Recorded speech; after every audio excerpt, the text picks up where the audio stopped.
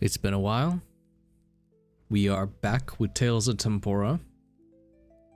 Oh, that should not be popping up twice. All right. All right. Couple announcements before we get things off. We have put out a recent casting call for Stat Block Showdown. It is going to be our new sort of public D&D community event. If you are interested, please submit the form. I'll put it in the link in the description as well as the trailer. And if you want a chance to come on, play some D&D and, you know, play as some monsters, I think it'd be really fun. Also, our recent interview with Andrew Bond is up on YouTube now as a part of our Short Rest podcast. If you haven't seen that yet, I highly recommend it. It was a fun time. This will be our first session without one of our players, Tony Adavesta. We do not have a 6th player in for us today, though next session we might get someone in. I think that's all the major announcements out of the way. Let's get into the session now. In hard mode as Dante and her. Oh my god, hi Arthur. Hello, yes, I am back, and we've been talking about Devil May Cry for fucking hours. I love it has not been hours. It's been like 40 minutes. Guys, did you know that Dante may cry? Oh boy. In today's session, you know he might cry. Devils made Dante. You know the devils made Dante. Virgil. You know that Dante's a devil? You know that Dante may cry? Sparta! You know that devil made Dante?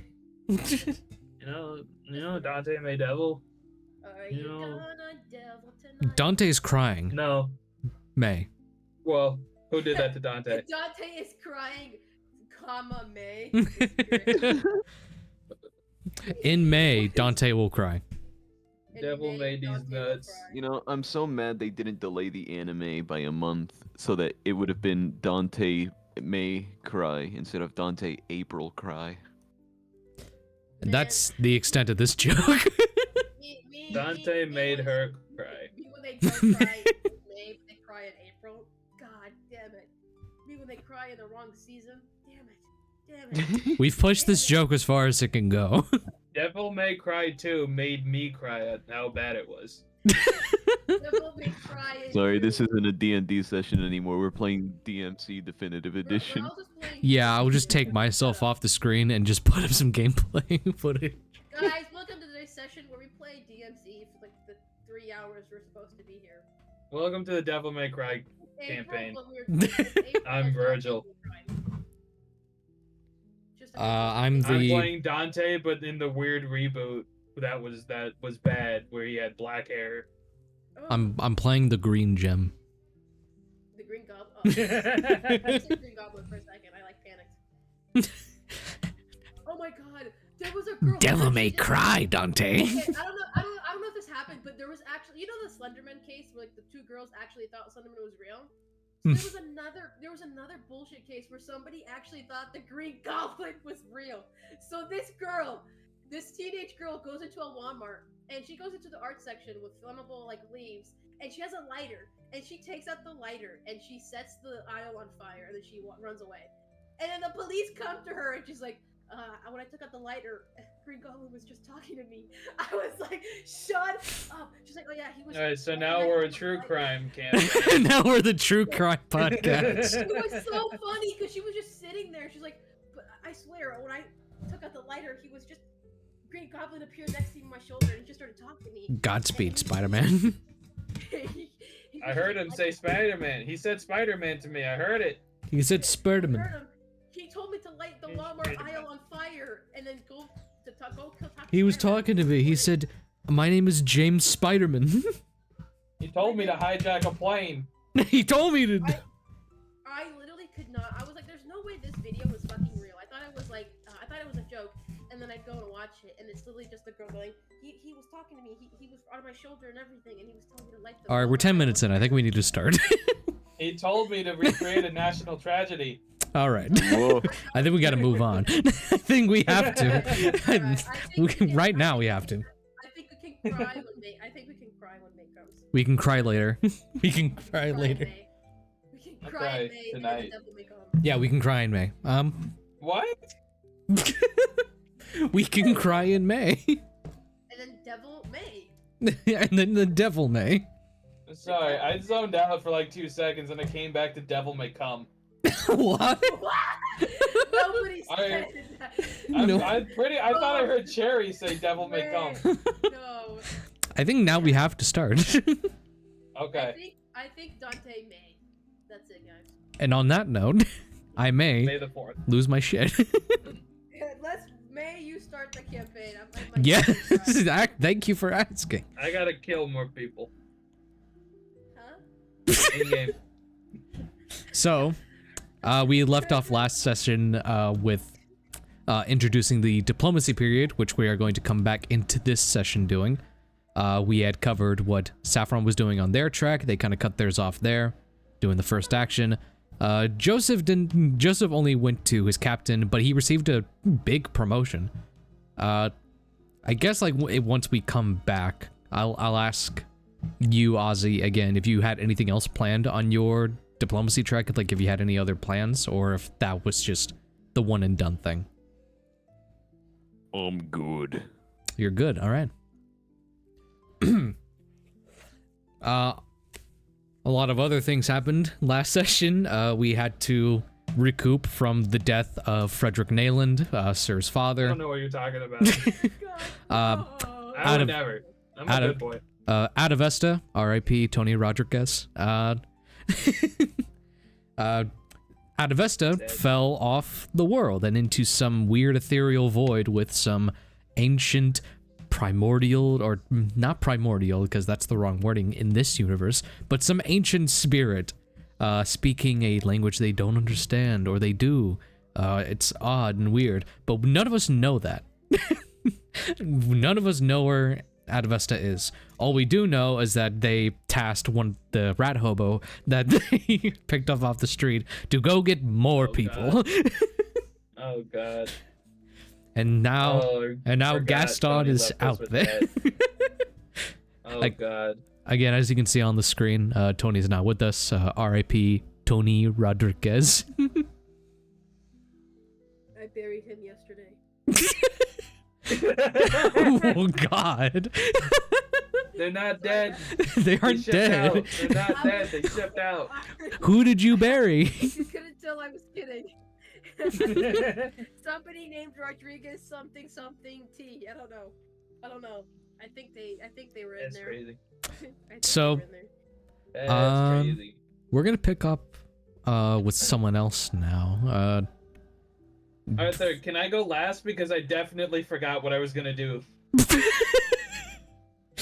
For sure, yeah. I did forget. Uh, Thanks. out of Gulbrand and Sir, who wants to go? Me.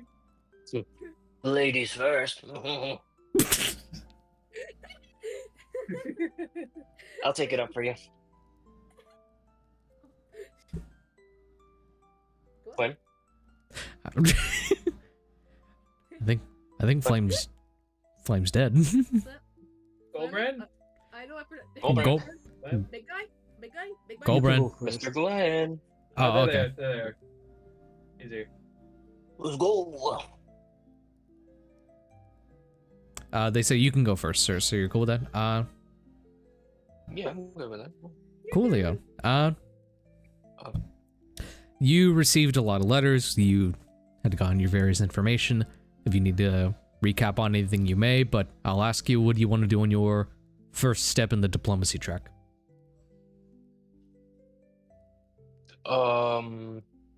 I intend to go to the meeting place of the masked fellas, or I forgot their name, but yes, the masks of Malaya. I want to go speak to them alone because I have some kind of pointless beef with Bellamy. Honestly, it's nothing too big, but Sir's kind of blowing it out of proportion. Oh, yeah. Et cetera, et cetera.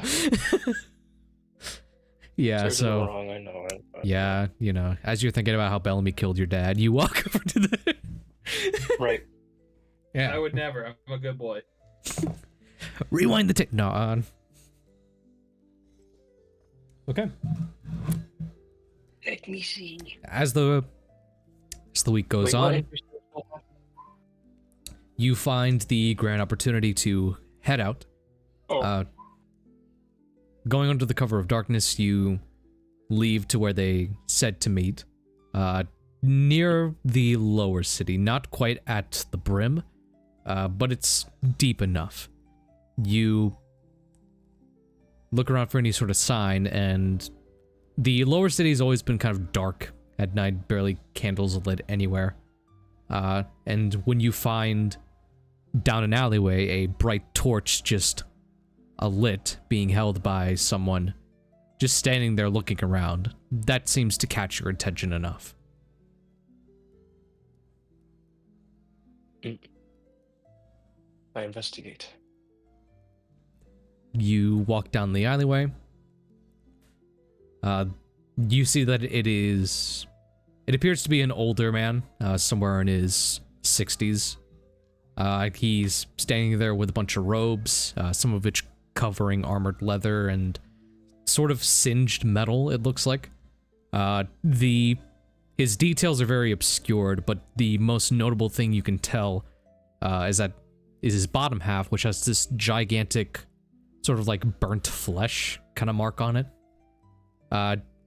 As you walk up to investigate, he looks over to you. Can I help you? I believe this is a spot that I was called to. What? I believe that this is the spot that I've been called to. Or close to it. Right, and who are you?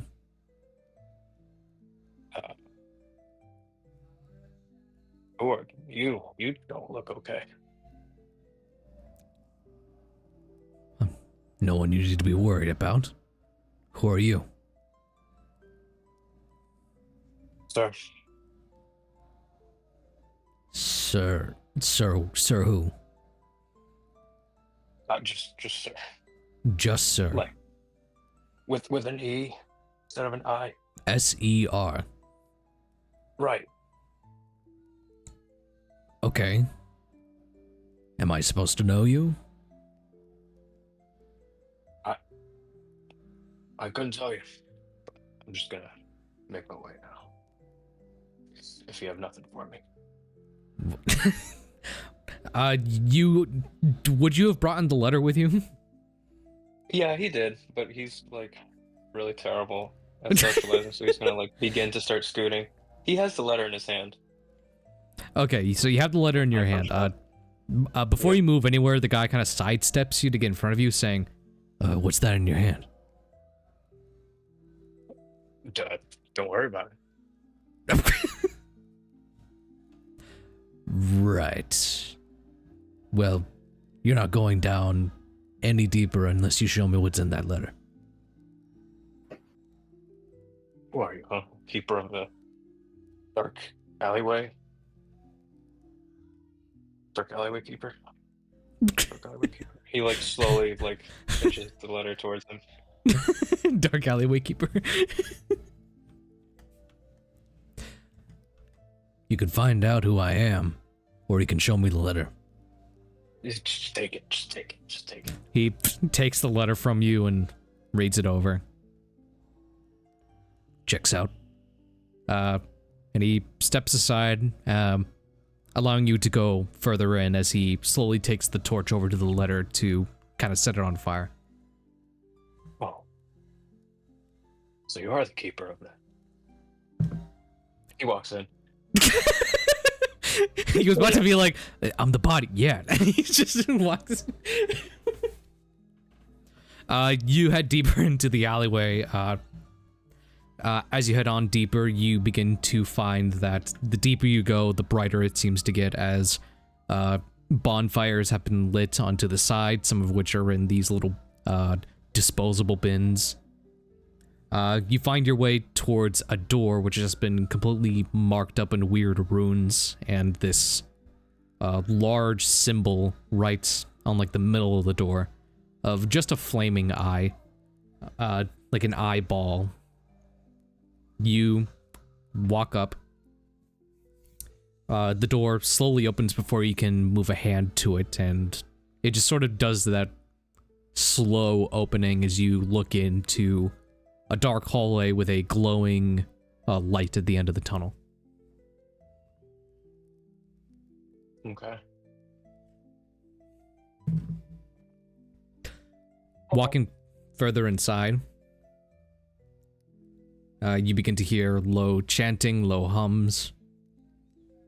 You find yourself in a large room, very much just like a large, like, occult room of worship. You see multiple men, multiple people on their knees, weapons at their side, just kneeling down towards a man at the very end of the room, who you see is heavily covered with a fully steel-burnt mask, just chanting and doing a whole ritual over a gigantic brazier, like this kind of standing bowl with flame erupting from it. You also see on stage with him is a very shorter individual, kind of in that same mock getup. And on his other side appears to be just some lowly peasant with arms just kind of bound and a cloth wrapping around his mouth. Do you walk in any further, or are you kind of like stopping like right at the doorway? He's like slowly walking in. He's like taking in all the scenery as he's described. Or scenery. Oh god. Just torturous, terrible things going on. Wow, look at the scenery here. Wow. Like what you did with the carpet. Was it made of flesh? The further you go in, as you make a slow stop, not to, I assume not to like interrupt whatever's going on. Yeah. You see more clearly there's like some banners kind of draped down with some mock art on it, depicting this gigantic figure with armor and large horns, a gigantic axe at their side, just like a crude mock painter. Different picture for each of the banners they have. Sorry. Your attention is drawn towards the stage as whatever's going on is continuing. One of the cultists that are behind that peasant kind of push him forward towards the brazier, and the man standing upright in the middle just kind of grabs the peasant by the collar. He reaches into the brazier and pulls out a long iron rod. Like at the end of it kind of like a branding rod, but there's just like no uniform shape to it. It's just like a large circular end to it. And you're still standing there. You see the peasant like eyes shake. The branding rod gets closer and closer to them as you see he's about to burn the face of this guy.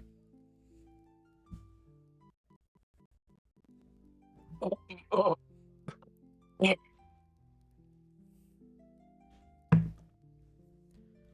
Do you still stand there, or do you want to do anything? So just to like process that, Serge is basically tasked with saving this dude, or You're not tasked with saving him. You got a letter to come here, and you walked in on some kind of weird ritual that you don't quite understand. Okay. On one hand, I wanted to go like, "Is there anyone I need to see here?" Just like yell it out, and they all like start tackling him and tearing off his like flesh. Mm-hmm. He's gonna like turn his back to that and look for someone else to talk to if there is anyone else to talk to. I'm sure they got that under control. Dude isn't screaming or anything. He wants that. Yeah, go ahead. He's not screaming. Go on and make a perception check, see if you can find anyone else. Sure. Perception has like 13. 13. Probably smells horrible in there.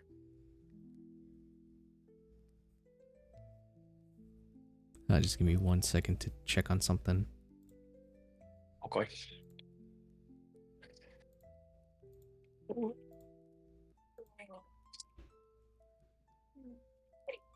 go.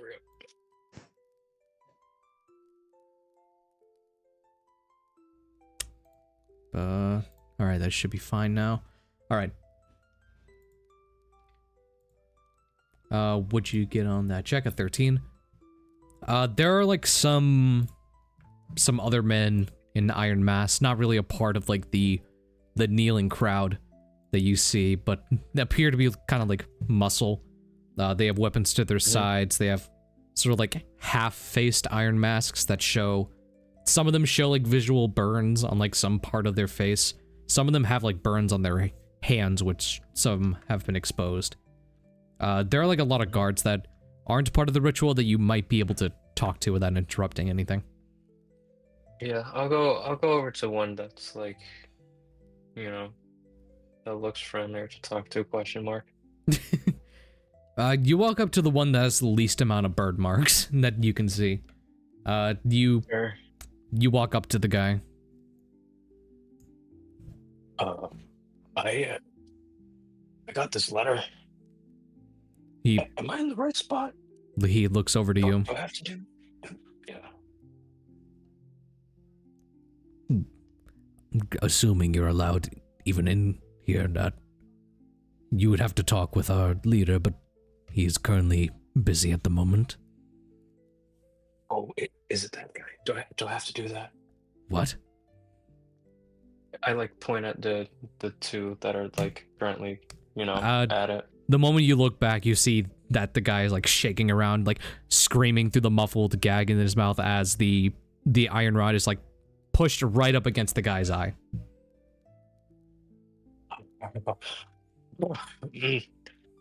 Again, I don't have to. That all What the hell's depends. going on? It's an initiation ritual. Okay.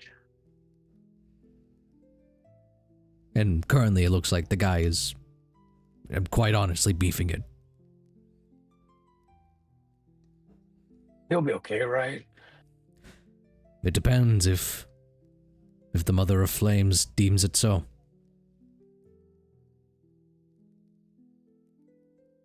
For a second, Sir spaces out, and he just asks himself, "What the hell am I doing here?" What? The chanting around the room starts to dim down a little bit as you look back at the scene and you just see the tall man kind of pull away the iron rod as it begins to cool down, not nearly as much as it you expect it to, but the red glow is kind of faded from it. And he just pulls it back. You hear the crunching and weird noise of wet but hardened flesh. As the man now has a visual burn mark kind of streaking across his eye. The eye now completely just gone. The guard behind him cuts the gag from his mouth, the bonds at his wrist, and the guy seems fine for a few minutes. He's just standing there, very visibly in shock. And then you hear the man in the middle say, "Do you feel her presence? Do you feel stronger? Or do you feel as you were before?" And as the man goes to answer, you see the one visible eye kind of roll back, and he falls back unconscious. A visible sigh of disappointment from the taller man. It goes to show, only those strong of heart, with a burning fire in their soul, may withstand even the weakest of burns. Take him away. And the guards that are available just kind of pull the guy out. And then the man makes eye contact with you as you appear to have walked in.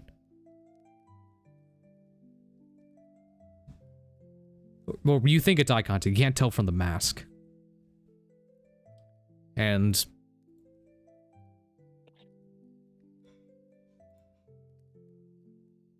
as the crowd kind of disperses, the tall figure begins to walk up to you with the guard kind of peeling away. He's just in like, honestly, mortified silence. Hello, Serangelo Neyland. I'm not here for that, right? Gods no. You're not nearly worthy. Okay. I'm sorry you feel that way. It is What? not. What? What do you need me for, or what? Is everything okay? Well, first, Serangelo Neyland, allow me to introduce myself. I am Solferial. I am the speaker of the Masks of Malaya. And you are here for a special purpose. I assumed you'd be here with your other companions, but it's just you. Right. Are they aware that you are here?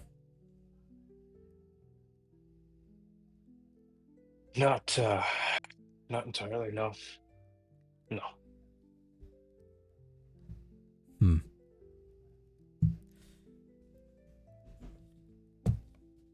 Very well.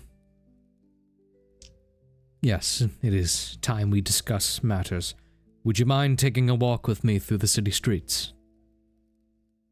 Sure. And he begins to kind of lead the way.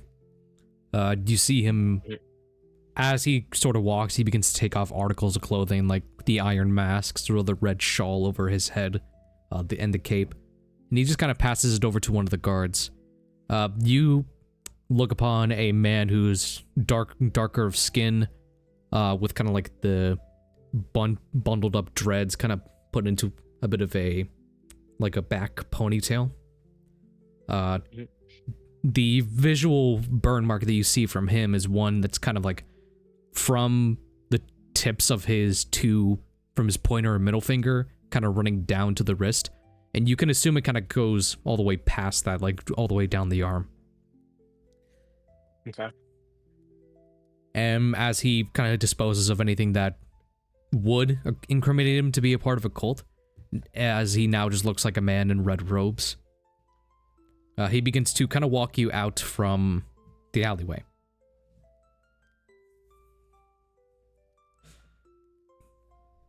How much do you know of our organization, sir?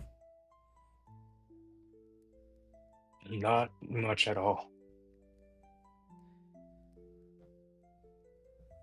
Well, first impressions. How do you feel about our organization? It's quite interesting.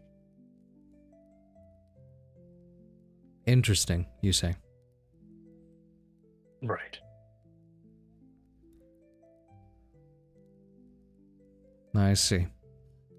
Are you a religious man, sir?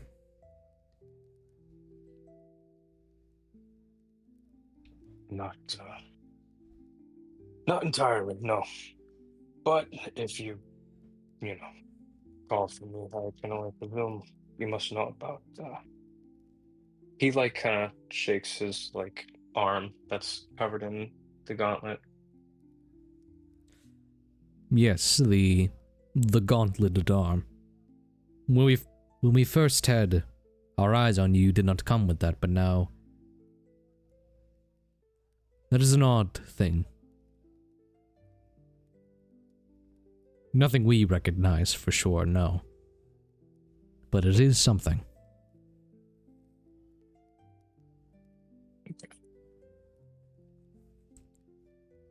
So you're not religious, but you carry an artifact of another world. Right. It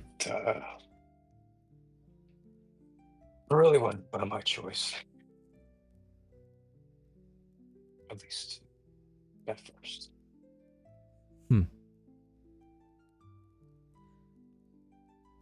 Regardless, I hope that you can be of some assistance. What we have heard from you, from others in your inner circle, from those who are also interested in your exploits, you are about to make an expedition to one of the other worlds, one of the other realms. Yes.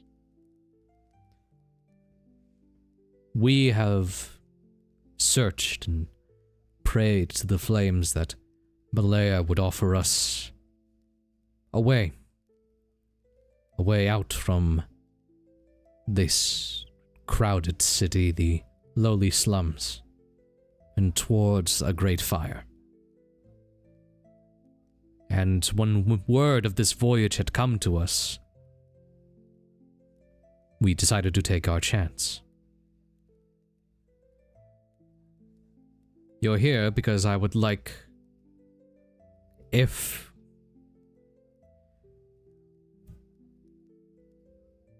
let me reword this. I've come to you asking that our conclave be given passage upon whatever vessel you may choose to ride to the new land. He kind of stops dead in his tracks. What do you mean your conclave? Like, how many people are we talking? In our following at this current moment, we have about 50 or so and counting.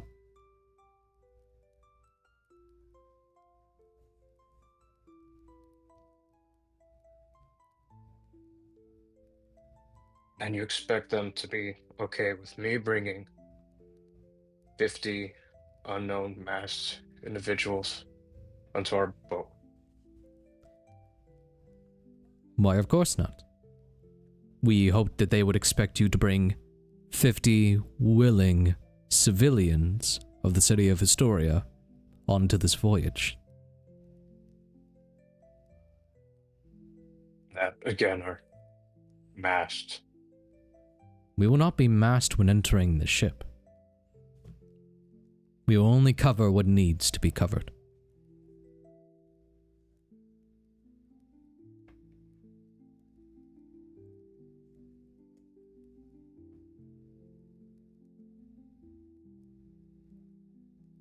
And I ask you, you guys can't fund your own voyage? The waves of Umberley are way too treacherous, and as you know all too well, water and fire do not mix. If we have any chance of leaving this island, we need to leave it in the hands of those who are less endowed with the flame.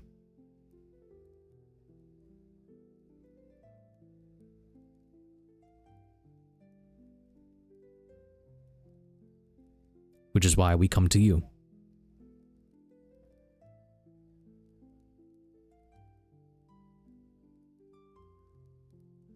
I need like a second to think about this, because, like, what the fuck? What the fuck? Alright, come on, man. A whole bunch of rats. Now it's gonna be 50 hobos. Next, bro. Oh my god. I would like to point out we have no obligation to take the rats with us. Nor the hobos. I'm just saying. No, The rat nor thing the... was entirely up to Adavesta. If they show up being like, hey, we're getting on the boat, Bellamy's saying no. Okay. It's so stupid. Okay. Yeah, no. Is there anything in it for us? Or are you guys really just going to, like, seek refuge in our ship? Of course not. We would not leave this gesture to go unrewarded. if you were to allow us on your vessel, you will have the full loyalty of the masks at your disposal. While we do not usually take orders of those who are, how you say, doubtful of the primordial way, we will make an exception for you and your team, if we are to be granted voyage. Though know this, that I look out for my conclave and mine alone. You do anything that may be against our best interest, that deal will be forfeit. But you will have our service.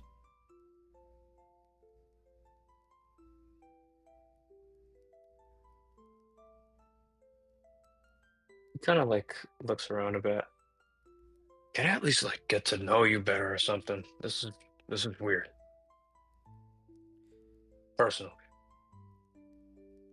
How long until your voyage is expected to depart? Looks at his. He doesn't have a watch. Looks at his wrist. How long do I got? It's like a month or something. About a month, yes. Yeah. About a month or something. Then you will have that month to know us, but we expect your answer before the day of arrival. Let's start now. You drink? I do. Enough said. Let's go. You get All right. Or no, they're still walking. Yeah, you're both still walking. You just make it to the closest bar in the lower city district. You're now sitting across from Sulfurial. Both of you just have a mug of mead. Sulfurial has offered to cover the charge.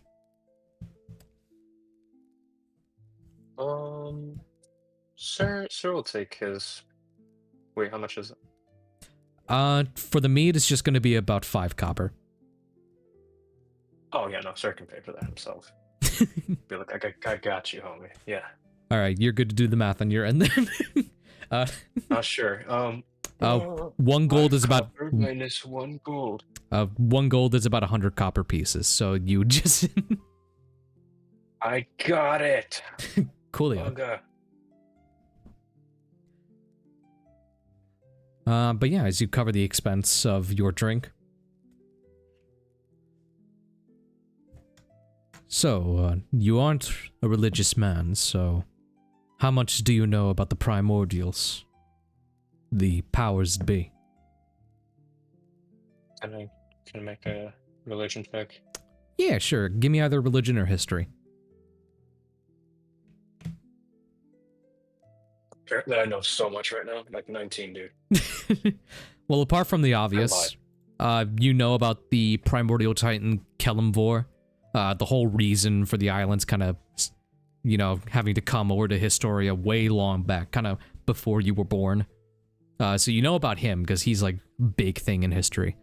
The primordials as a whole are, as you have been taught and explained to, the representations of the natural elements in the world. Though the primordials themselves, in a religious nature, kind of represent the disharmony of those disparate elements. And in many churches, specifically of the Golden Shield, they have kind of sworn themselves to protect the world from those primordial forces, rather than let them drive it down further and further. And so, from the way you understand it with the 19, the primordials are like the chaotic elements of the world, that the higher powers, the Golden Shield, and from what you know, some of the Bronze Mantle and Silver Sword also have to kind of like keep in line. It's like the difference between farmers and cattle. But that's how you know it from a religious sense.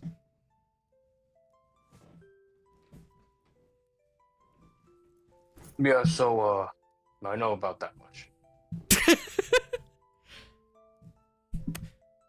A well-learned man. I know, right? Off the top of my head. Well, you use the analogy of farmers and cattle, though we may Yeah. we may see things a bit differently.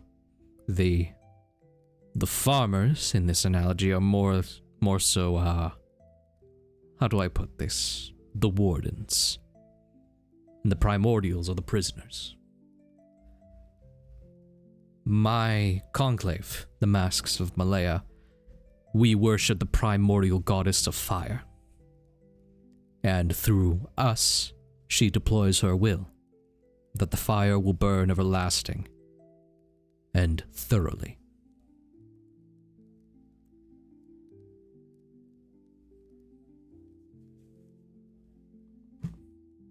I got you. And you guys have like a grand plan or something? In what way? In some... Like the perfect world sort of scenario. Like, sounds like you guys like fire a lot.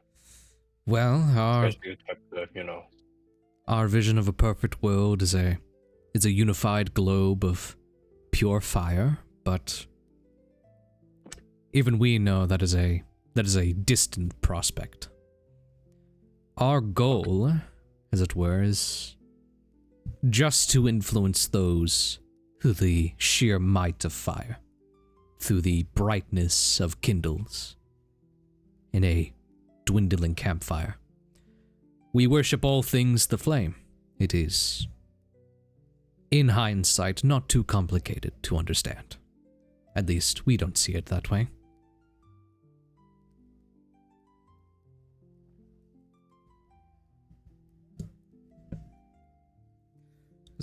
As for broader goals, well, that may just need to be kept a secret within our conclave. Fair.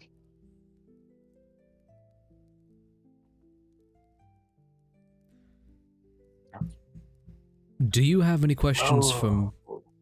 Because you brought me here to talk. Do you have questions, concerns? It seems you have quite a lot, considering what you've witnessed. Yeah, I mean, no offense, but I'm gonna try to, just blur that out of my mind. Unless I have to see it again, then, oh well. Already endured enough. I'm sorry you find that appalling. Yeah.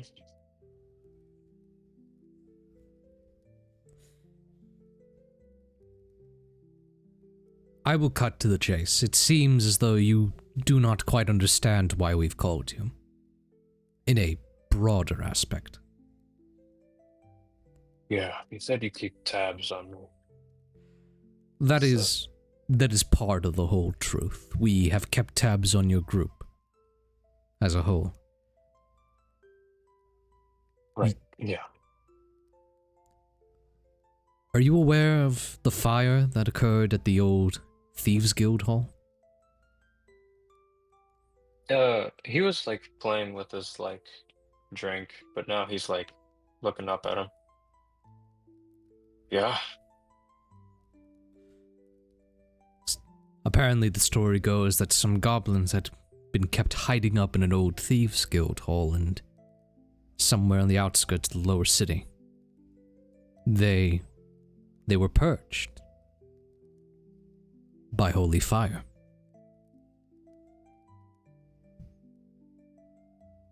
What many do not know is that from that fire a figure emerged. A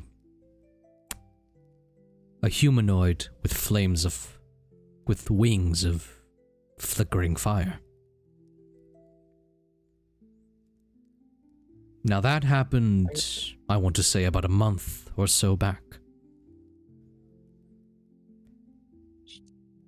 And then your group, you're of course connected to what happened at Saffron's shop. A fire emerged from seemingly nothing. Oh. There was no divine will in that one. I'm gonna tell you that right now. Really? There was like no. I was there for it. It was just like I think it was wild magic. So That's no. like So you're no. saying nothing of the primordial way emerged from it? I'm like pretty sure. Dude tried eating a wild magic cigar. Hmm. That's like about as stupid as it can get. No, you're reading at least into that too much. I apologize. Well, that is a shame because our scouts had said that something of a primordial nature did emerge from that fire. This is something that Sir's forgetting. The methods, I believe, unless you know about the methods. What I know? I don't. Sir wouldn't know unless I do like a little roll. I mean, he'll probably just explain to you like what he means naturally, but you were definitely aware that some weird little monsters came up from fire, but he was about to go into saying that the scouts, as they were examining the fire, they saw weird creatures emerge from it. One sort of impish in nature, with long noses and weak wings. One made of fire, another made of smoke. No shit. You've seen them? Yeah, yeah. I punched one, I think. Those in the primordial mythology are called mephits. They are lesser primordial beings, encompassing different elements. In that case, it was a fire mephit and a smoke mephit, which arguably doesn't really count as a sort of element, but it is a byproduct of fire, so we assume it kind of connects in that way.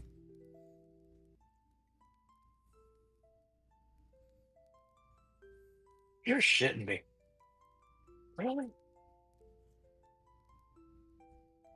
Do not blame yourself too much. Like you said, you are not a man of faith. Though I guess that's why I hoped more of you would come. My conclave has been interested in primordial matters such as that for a long time. I mean, 2 fires within a month's span of each other. That cannot be a coincidence. In some cosmic way, we should say. I guess. I can tell you this much. Fire at the shop is definitely not correlated to whatever the fuck happened there. Yeah, no. Well, But I guess I can see what you're saying. It's just that's weird. That's weird. You know, it's not prime. Now I have a question. Yeah, go ahead. Does Sir? I feel like Sir may know, like, that Empty was the one behind, like, the fire, right? Huh. I'm gonna. That's interesting. Go ahead and just make a general charisma check, just real quick. Charisma. Yeah. Oh, charisma check. Check. Yeah. Dirty 20. Yeah, you probably would have gotten him to talk about it one time, because you probably read it in a newspaper and thought, oh, that's weird. And you kind of like go to Empty to tell you more about that. So I'll say with a dirty 20, you know that Empty was the cause of that fire that happened. Sure. So, and now going back to what he said, I believe he said something about like was it a radiant fire or no? It was a kind of like. What did he call the fire? He called it like. I used the word holy, but the right word is primordial fire. You know, like fire linked to. Oh man. Linked to primordial forces. Oh man. Oh man. That is concerning me. Do you know something? What? He's like rubbing his arm. Maybe. I'm gonna have to gonna have to, give me to drink a little more first, so I forget about it. If it is a bother for you to discuss, we have the month more to know each other. Right. You're right. I'm gonna give. Can you promise me one thing though? Depends. None of that. No inaugurations are gonna happen on the ship, right? None of that like stuff with the faces and the. We have survived so long because of our discrepancy, because of our discreet nature. The last thing anyone would do is any kind of fiery ritual upon your ship. Okay. And you guys don't have any like natural enemies? The church? Anyone under the golden shield? Though, they don't, not enemies as though they hunt us down. We are just naturally at odds. Okay, as long as we're not getting like arrows through the neck, then we're gonna be fine. I will say this, if a religious envoy were to come to your ship, like under a monitor, let's say, our first instinct would not be to attack. Like I said, we have survived so long because of discrepancy. Though we expect you to be the same about our identities. If any one of the church's men come after us, it is only because they know of our origin.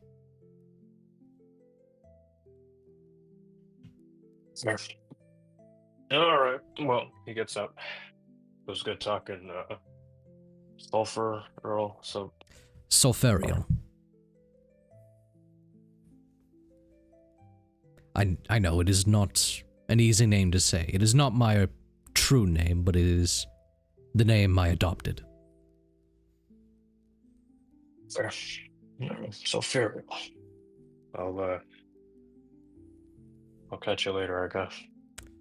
I will keep in contact, yes. And we can discuss more about our deal then. Sure. I will say... And he walks out. As you walk up, he's like, before you go, I welcome you to keep this open with your other cohorts, though. If I do end up regretting it, if we end up caught because I allowed you to do so, just know that the flame never burns out. Just keep that in mind.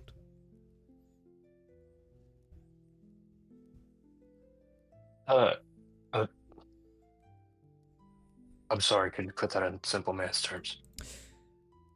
I trust you enough to talk about us to your cohorts, but if we regret that, if we are found out because of it, then you are our enemy and we will kill you. Okay. Okay. You have a nice night. Sounds good. Yeah, you too. He like walks out. Yep. And I didn't need to use diplomacy. Yeah. Well, you didn't really make a deal with him either way, but yeah. That'll come later. Yeah, we'll come later. I gotta. It's not like he's gonna go like, please let me on your boat. Please! Yeah, sure, come on. Don't worry about it. Come on, bro. Anything else you want to try doing within the week? Within the week? Oh my god, we're doing this weekly. Yeah. Diplomacy periods have been kind of weekly. Oh, shit. Okay. Yeah. I guess Sir would probably try to meet up with him like a second time within that time span. Okay. I don't know if he's gonna make himself available. So do you just kind of like want to make meetings up with the masks to just kind of like get like what's Sir's kind of game plan here? Just literally get to know these guys before like he invite, or at least get to know Saffurial, because like again, this is a very strange proposition. Mm-hmm. And he wants to make sure that he's not like bringing upon the end of the world. Okay. Potentially. All right. Thankfully, the dude said, oh, we're not. Yeah, we would like for the world to be on fire, but that seems a little unattainable. uh, So if it's you like if you're just gonna like kind of put that towards the main goal of like within your 7 days, I can just give you like a short description as to like what their whole deal is. If you just kind of like want to Sure. put the effort to that. Okay. And then potentially meeting up with the dwarves. Okay. The mafia or The mafia. all right. Well, I'll let you either like put your time towards learning the whole gist of the Mask of Malaya and possibly doing the mafia another week, or if you just want to spread that out as much as you can, you could do both the masks and the dwarves and just have to roll either way. I do plan on meeting with the dwarves, if that changes what you want to do. Okay. Yeah, and like I said, you can Okay. still go with him towards the dwarves, but that'll be Bellamy kind of taking a hold of that whole thing. It won't be you leading the charge on that. Okay. Yeah, no, I'd rather go with Bellamy another time then. Okay. Because again, Sir is kind of like teeter-totter after being killed. All right. And again, you're They free. did kill you. That is Yeah. the thing that happened. And again, you Yeah, are that did happen. you're free for Sir to go with Bellamy when they do that, but like I said, these things kind of take place in group roles, so since it won't be just you going to do that, that'll kind of help you out. So Yeah. the whole deal with the Masks of Malaya is this. They want to bring their entire cult from the lower city all the way to the new land, because they believe that there is like a brighter horizon out there. They have expressed that they don't think they want to go to... They don't want to go towards Brumness or Tumnus because they are like very cold areas and fire may not... Well, they express wanting to go to Tumnus because that's the autumn lands, and fire tends to burn a bit more brightly down there. And if you express the... Arthur, your mic. Oh, really? Is it cutting out that Such bad? We lost him. He's gone. He died. He's gone. We lost Arthur. This is the end of Tempora Horizons.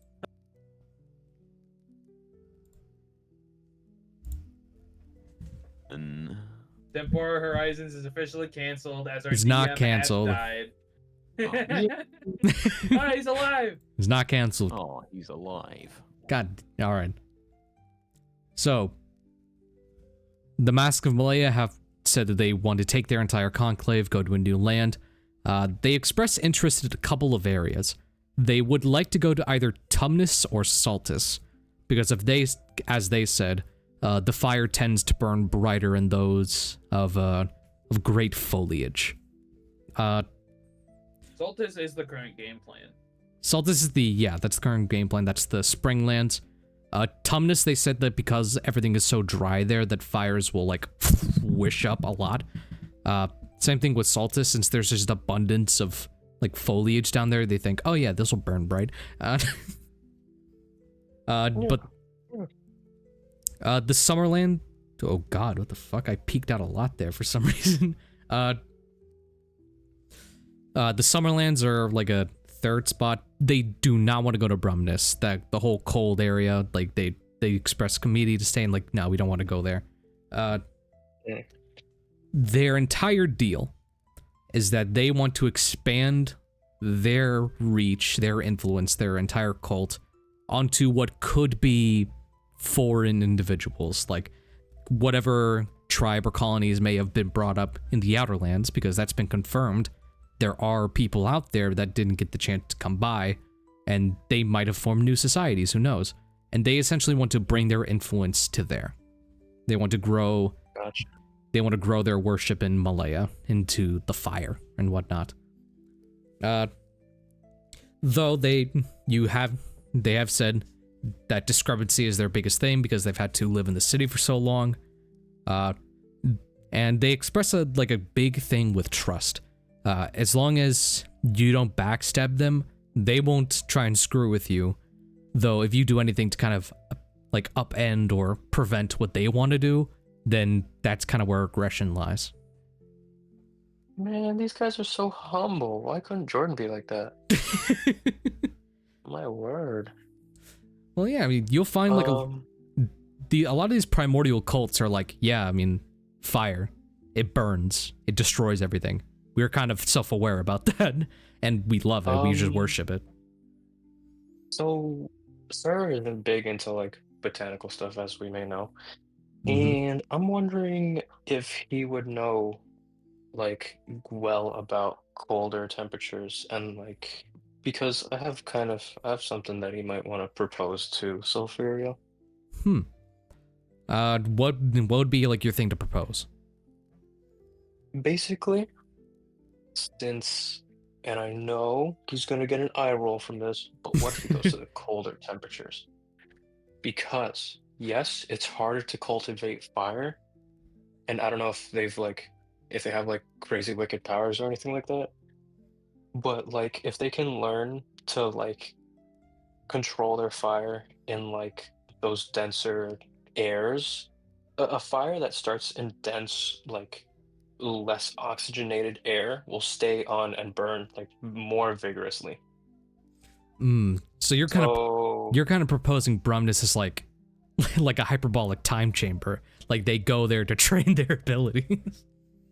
Basically, yes, they want to be them dudes for fire. All right, go ahead and roll diplomacy. This is gonna be usually we start things out at like 10, but this is gonna be a 15 because what you're proposing to them is kind of against what they want. Okay, well I got a 13, so he's gonna give me a big thumbs down, like in my face. Okay.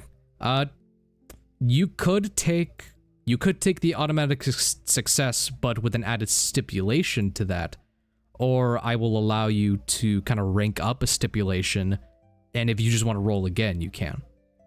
But that means like if you fail another time, then you know you can't succeed until you take a stipulation. Gotcha. And I can't use guidance. I mean, these are kind of like one meeting sort of deals. Though in this case, since you're doing this like throughout the week, I'll say you can't use guidance. Oh, fair. I'll take that stipulation. So that's like one up. Okay. 16 now. Well, if you're gonna take the stipulation, like if you take the stipulation, that's an automatic success. But they're going to try and add something onto that contract now. So, okay. So big. Well, you have to be a part of our call. So Ferio will say like, that prospect is interesting, and what you propose is it holds some weight. If we are to do this, I want us split. Half of us go to Brumnus, half of us go with you. So that if this prospect were to fail, our cult will survive.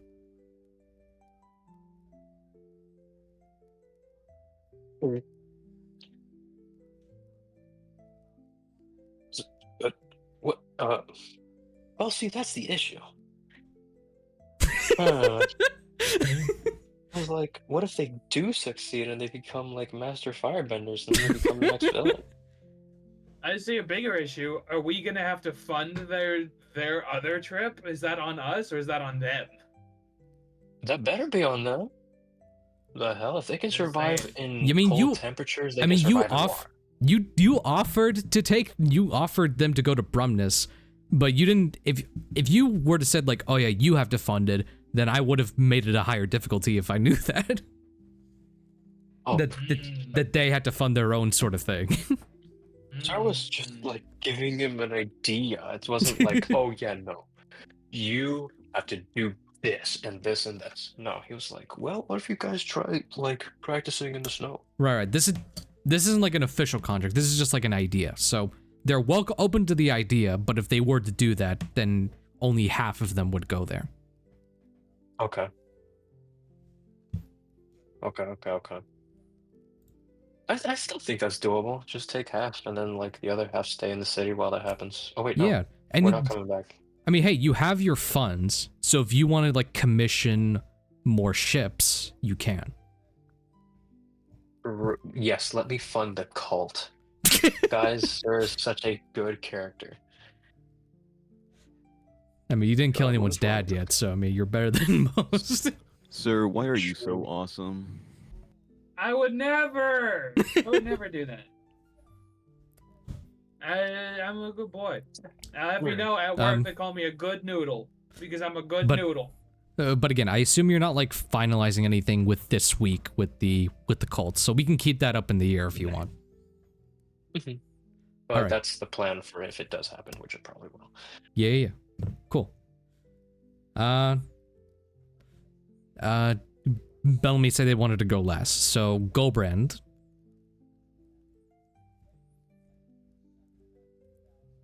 And also, I would probably say that Sir starts to learn more about his powers, like as the week progresses. Does he get uglier? You don't get uglier, though you do finally notice yourself in the mirror. You've gone a bit paler, and there's a bit of redness to the color of your eyes now. Weird. Weird. I'm white. I'm white. But no, you haven't gotten quote-unquote uglier. I'm white. Flame, are we open? Yes. Okay, we're on you now. So, again, if you need to recap on anything, let me know. But what does Gulbrand plan to do on his week of diplomacy? Well, I do need a recap. We can start from session 1. Okay, so you all met in a tavern. No! So if I'm not mistaken, he had like either two choices. Either he could speak with like the companies, or he could attend to the noble that sent him a letter. You can right? You can do both. It's just about what you prioritize. So if you go, if you want to go to the businesses first, that'll be easier for you. If you want to go to the house, that'll be easier for you. It's all about like what you prioritize. Which one do I know more about? Like, what to expect? Well, you've gotten the letter from like the House of Crows and of House Allen Poe that they want to discuss matters that kind of weigh in on what you've kind of experienced through Tumnus. So that appears to be a bit more of like a personal matter.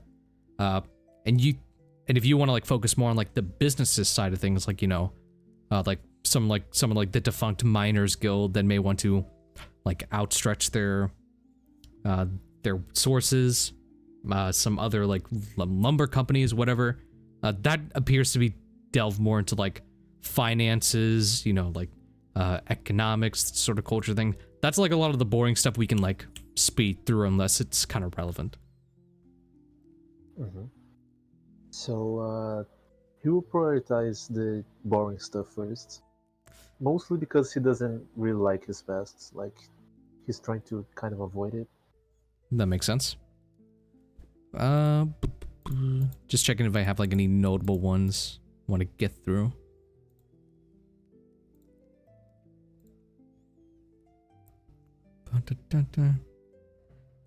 Okay, so there is... let me see. So yeah, you can... I'll let you roll just like for an all-in-one thing, like kind of like a group of businesses. But there is specifically a Spelunkers Guild, which have been founded by a bunch of shield dwarves. You remember getting a letter from them talking about possibly discussing some things dealing with Tedic Moor, which was the kingdom in Brumnus, the Winterlands.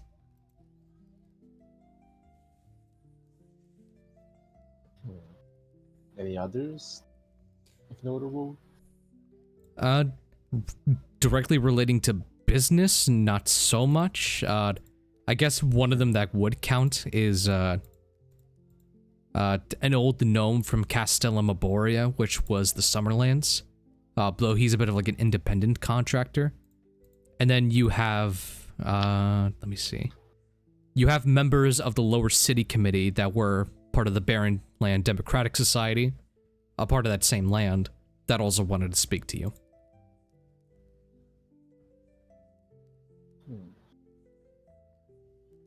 But if you want to go on and roll for like general businesses, then you're free to roll that. I was just letting you know like some of the specifics going into it. Well, yeah. To be honest, I don't know which one would be more adequate for this. Like, which one would be better off. Mm-hmm. So, like what you're wanting to prioritize is like kind of getting in deals with businesses. Do you know like get supplies like shipped over to your ship? You know like help better out your finances. Yeah, but like I'm just trying to think like which supplies are going to be more needed and which company can provide those. Because like if I get a I don't know a Head and Shoulders sponsorship, it's not going to be really useful. I mean, not that we have Head and Shoulders in this era. Looks and right. I'll still let you roll because like the DC going to be starting out for this is just 10 for plain diplomacy. And any specifics you want to do, we can like kind of, you know, work that out through the roll. So like no matter how, it's like if you could roll high enough, then whatever you want to do, that works out. I'm gonna try to find a food supply company or, you know, traveling supplies company relating to food and water. Okay, that's smart. Go ahead and roll diplomacy for your first one. Is just going to be a DC of 10. Come on. 16. Yes. Okay. With Karu and Andressa's help, you are led into the lower city. Where you walk up, you see that there's like a lovely chain of like family-run restaurants, and you see that there's this bakery there. The bakery seems to be like running around. There's like these two halflings, only two halflings, kind of running around what appears to be a very packed store. The three you kind of walk in. Would you bring anyone with you? I would ask. Andressa, because she's his like secretary and he can't read still. Awesome. I don't know when he's gonna be able to read. Like he might finish this campaign and he'd still be illiterate, but I don't know. All right. You go ahead and bring Andressa with you, and like again, it's like a very packed service. These two halflings seem to be like very working hard, like making a bunch of bread. You get a peek over at the counter, and you see like there's just a large fucking pile of loaves of bread that appears to have like barely have been gone through, which is very weird.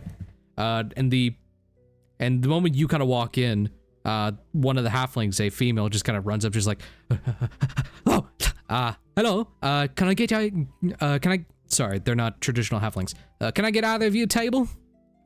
Table. We need a table. Yes, for two. Table for two. All right, just sit over there. You and Andressa kind of peel over to the table, and once you hit the table, there's just a loaf of bread there. You didn't even ask for it. There's just a loaf of bread there. Oh, I'm going to inspect the bread. Roll investigation on the bread. What for a insight? What if it's like a... You know, yeah, go and roll insight. Roll insight on the bread. I don't know, maybe it's a changeling. A changeling bread. A mimic. A 13. It's a black mimic, I knew it. You look at it. It appears to be just a plain loaf of bread. Just like, oh, the complimentary bread. That's cool. You see Andressa kind of like picks a piece off of it, just like, it's kind of stale though. Yeah, it's fine. Now a male halfling kind of runs up. Hi. Sorry. Been very busy. Welcome. Can I interest you guys in anything? We are having a special. Whatever you order, you get a loaf of bread with it. A free loaf. I'm actually here for business. Oh. All right. Well, it's just me and her for now. I'll get you something while you wait, because it might be a while. How long do you think Gulbrand would reasonably wait for? First off, he asked a very important question. Mhm. If I help you, can I wait less? You want to help us out? I mean, it's better than waiting. Oh, well, that'd be swell, actually. Thank you. He just kind of looks over and yells at just like, we got another hand in the kitchen. So, so the staff is 2 halflings and an 8-foot tall dude. Yeah, an 8-foot tall Goliath. And surely it's gonna fit. just I'll let you choose which one you want to roll. Just going to roll me a plain wisdom or plain intelligence roll.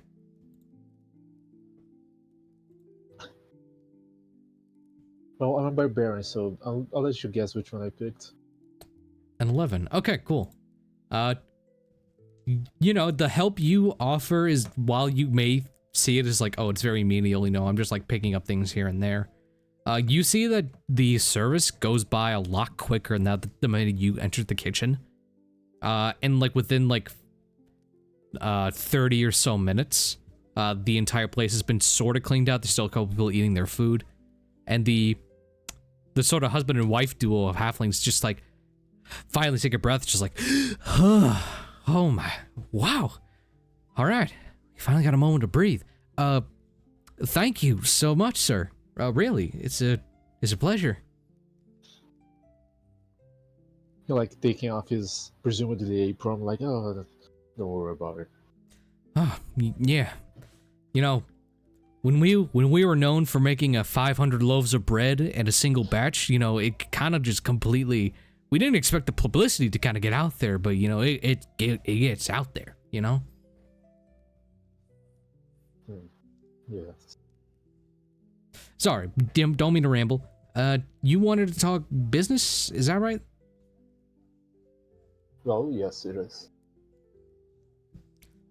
Okay. They kind of lead you over to one of the outside tables, kind of like a 4-seater, the 2 halfling couple on the one side, you and Anderson on the other. You're free to go and discuss the business. Group.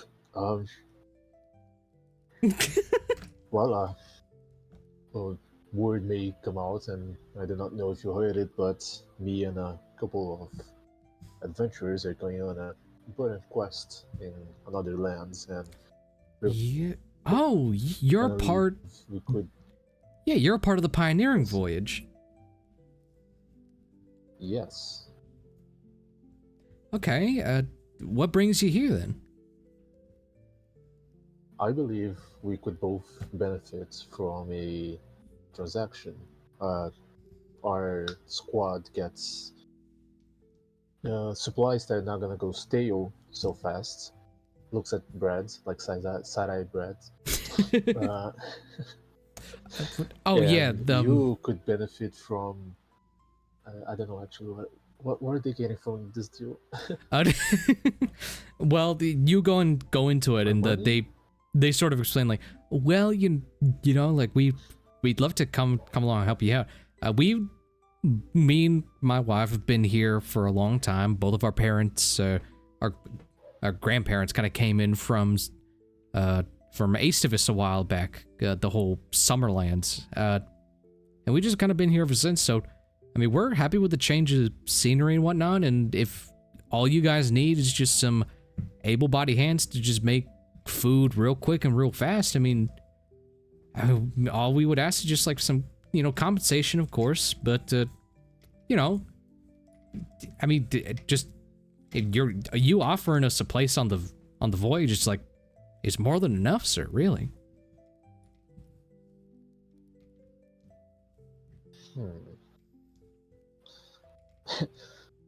Sorry, I didn't mean to that. Well, I believe we could definitely work this out thoroughly in a way that benefits you both financially and any other way you see fit. Because as I've seen today, your work is definitely worth it, and we are gonna need your help. Yeah, okay. So, outline of the deal. I guess like the main things these two halflings sort of want is just room and board and the ability to just keep doing their job, right? So as long as they get to come on, they get to set up a business in whatever village you guys end up founding. That seems like to be their like main thing. They're like, as long as we can just get something set up, we're cool, we're fine. You can have us as your personal chefs. And that's really all they really care about, other than, you know, of course, compensation.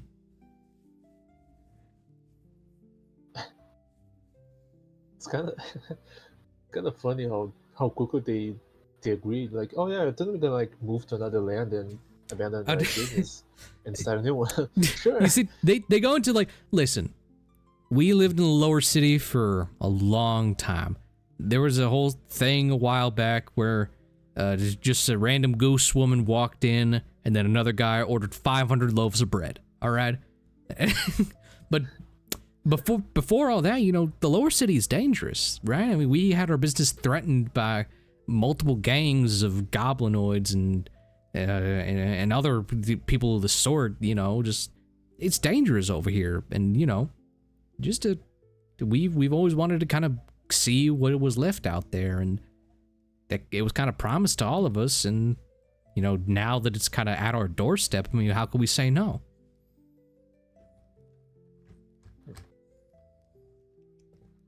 Well, I believe it's settled then. You are free to come along with. So go on. No, you're good to continue. Do we have to? Are we cool? Are we good to come along with you back to sort of the tower, or you know, will you make us a call telling us when we have to pack up? Well, I believe we're gonna pack up in 30 days. Looks at Andressa, right? Yeah, just about a month.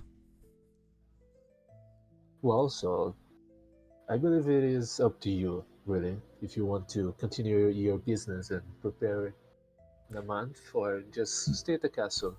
Okay. But I don't believe the castle is good for business. Right. Nobody's gonna buy bread. We'll stay open until somewhere around the last week, and then we'll come and make our way over there. That would be preferable. All right. Thank you. Yeah. Ooh. I need to get some. Sorry, go on. Oh yeah, you're good. So you kind of get that settled. Now you have this halfling business kind of, you know, being the main source of a lot of like culinary exploits and such. And they will remain open for their duration of the month, and then on the last week they'll make their way over to the voyage. I kind of forgot to ask their names. Oops. What are their names? Let me pull that up in my notes.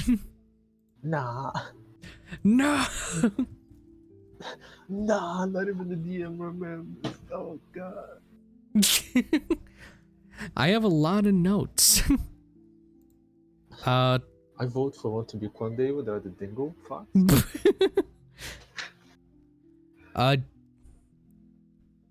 But Patty and Wilbur Riverhair.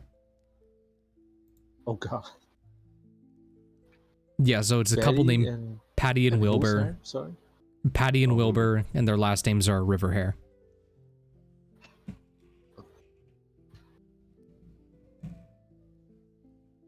Okay. Yeah, you recruit them. Set out the sorry. I need to go get some more water real quick. I'll be right back. Okay.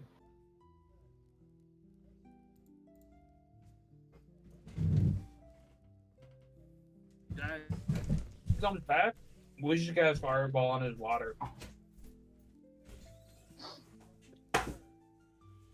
Good thing I have my 3-liter bottle over here.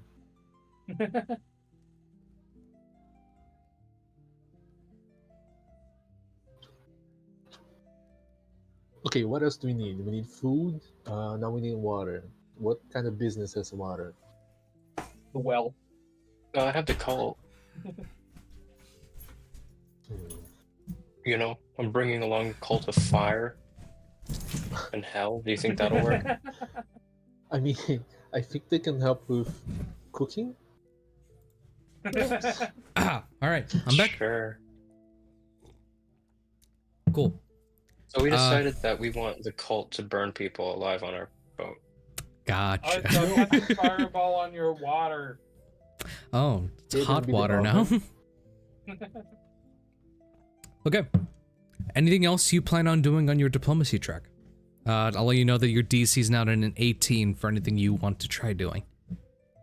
15. Did I say 18? Oh. 15. You said 18. They're hard asses. It's now at a 15. They were It's my bad. Got me scared there for a second.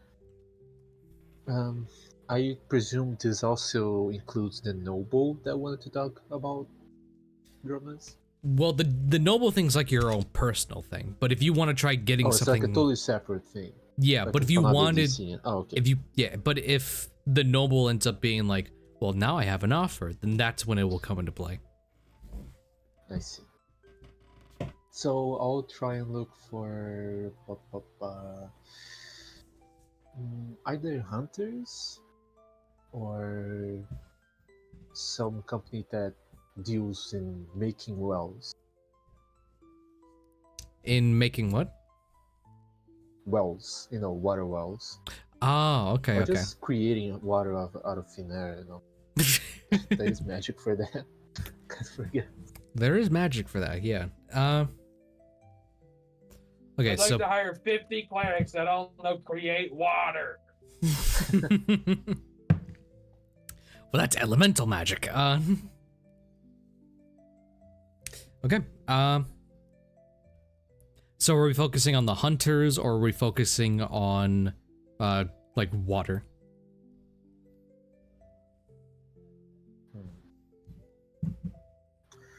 Water, because we can stay a couple weeks without food. Okay.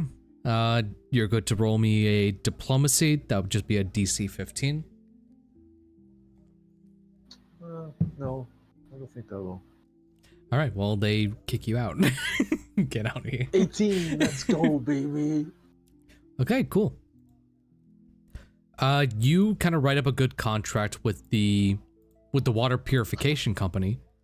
They're willing to lend out some of their employment onto your ship in exchange for them just, letting them put out an external business up there.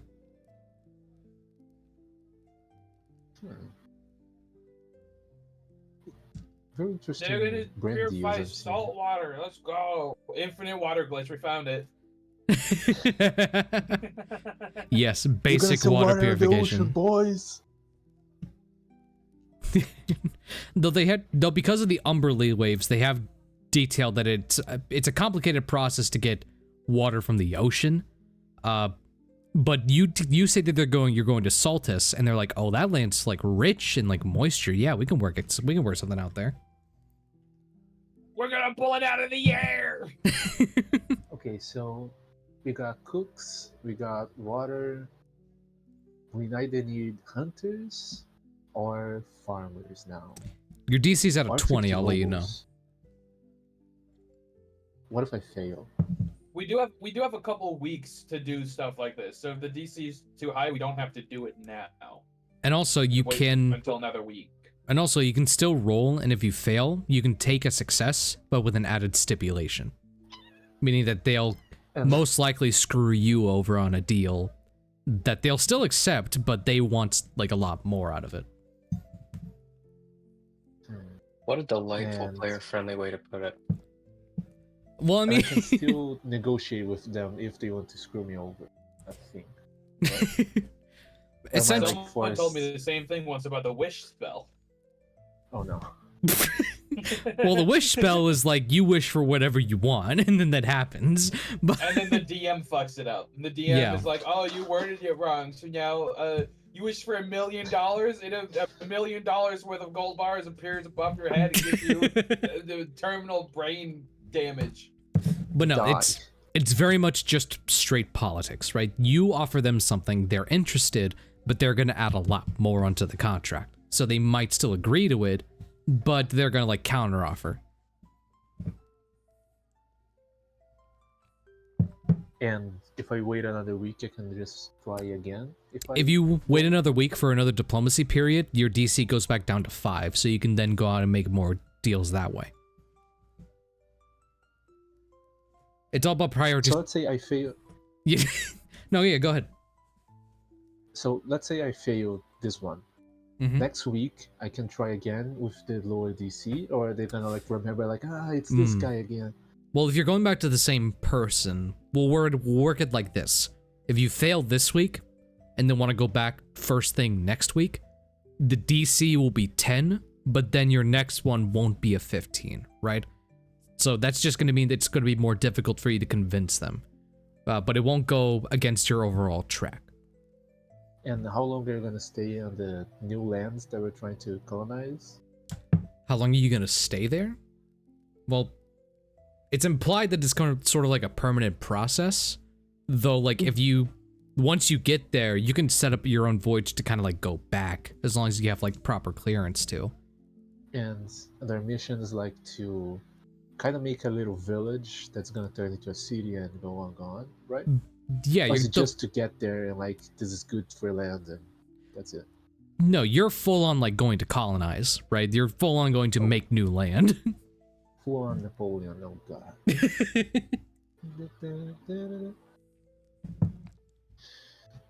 Fuck. Fuck it. I'm feeling lucky. I play a lot of blackjack today and I lost like half of it, so yeah. So you're feeling lucky. So you wanted to go to visit hunters or farmers. So which one are you wanting to go to? Oh god, he's Farmers, gameplay. because last case scenario, I'm gonna hunt. I don't know how to farm. All right, go ahead and roll me a DC 20 diplomacy check. Was that DC 2? Oh, great. Low number. Natural 8, baby. Let's go. No, Okay, so it's a dirty 8. you write out a contract commissioning for some farmers, and they are willing to. So this is going to be where the stipulation comes in, and you can decide whether or not you want to take a success this way. The stipulation is, if they're going to do this, then they expect a large cut of profits, because they're essentially going out of their way to some uncharted territory to set up a new agricultural plot, and they expect to get a large cut of pay from it. So that might dig into your account a bit more than you would have expected.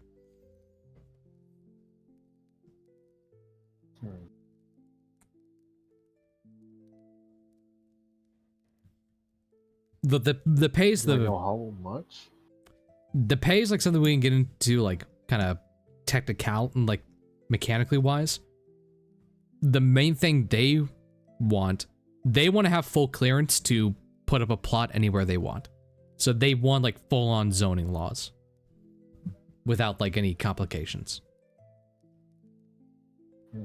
Nah, that's no deal. So if we take them on, we're gonna have to write zoning laws in our new civilization. Well, Definitely no deal. essentially what they want is the right to like, oh, now there's going to be a farm here, and no one's saying anything about it. Yeah, those are zoning laws. Yeah. That's how those We work. can't have that. There's Can you zoning imagine, like, laws we're in gonna his settle story. here? This is the boring shit they don't get into in D&D. All right, this is like, yeah, of course. Yeah, part of the stipulations, other than just they keep most of the money, is they also want us to write zoning laws so people don't fuck with their shit. Yeah. No, I refused the deal and yeah. All right. Is this where you're going to end your diplomacy trek? Because now it's up to a 25.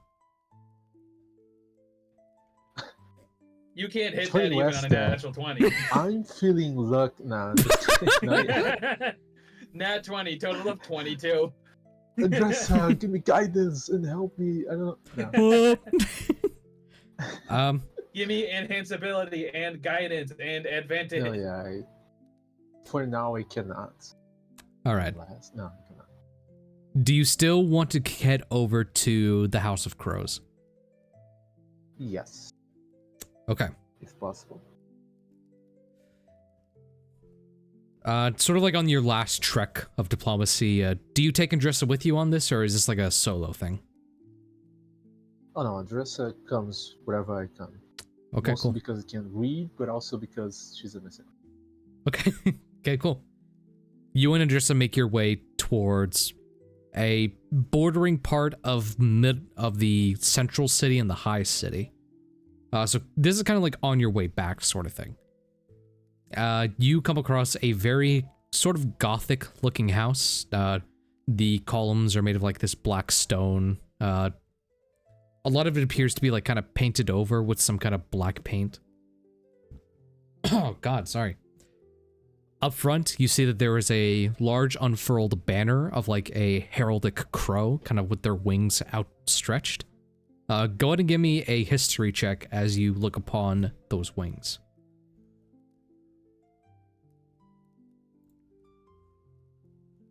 17. Not bad. The heraldic symbol looks like it would have been an untattered version of your very first mercenary group's sort of emblem. Wait, sorry. It's like a what version of my Like mercenary group? like an untattered version of your first mercenary group's emblem. Like their symbol. Untattered means like Like destroyed. So Oh. this looked like if someone took your mercenary group symbol and completely like fixed it. So is it like the same, but the version where like displayed on a proper way, or is it like a completely new design, very inspired on? You can tell it's the same design, and it's almost like your mercenary group was using a damaged version of that. Oh, okay. So we're the copycats. All you know is that it's the same symbol.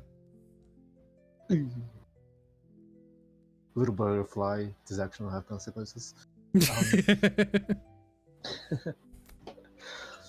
Okay.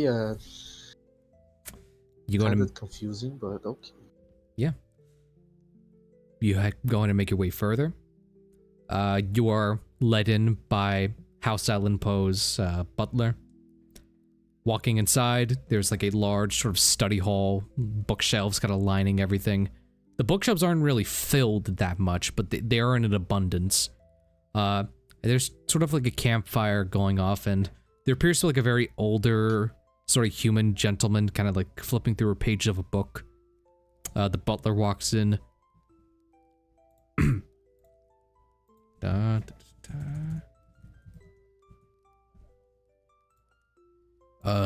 Lord Edgerson,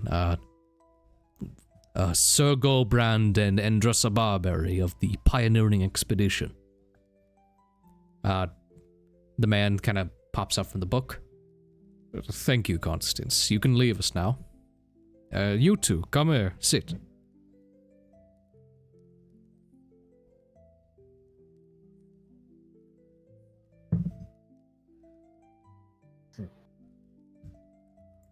You're sort of led over to the couch.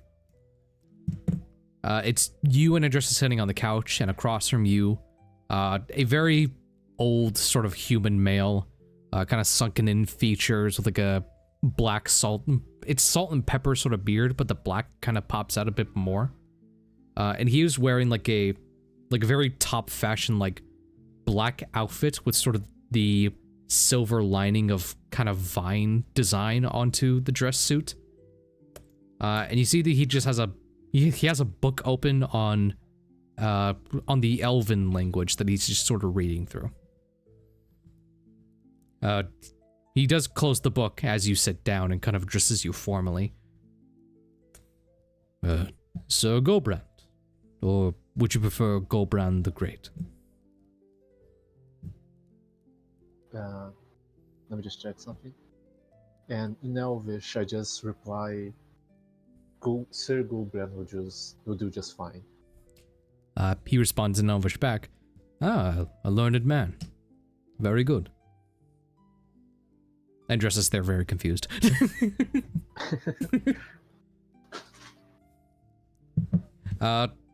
He continues to speak in common. Yes, Elvish is not my first language, but I am learning.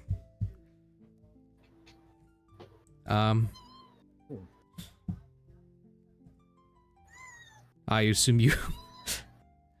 Sorry. Oh. What a peculiar little pet you have. Just a little cat. It's not mine. Cat noises. Throws it away. The lion is meowing on your head. Not now.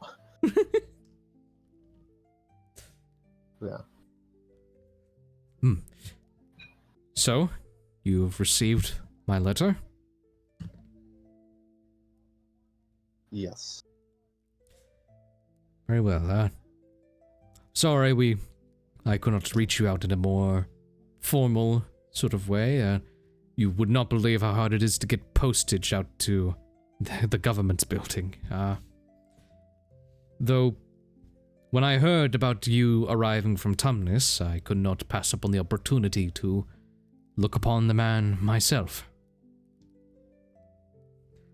Tell me, if it's not too much of an intrusion, how fares Tumnus during these days?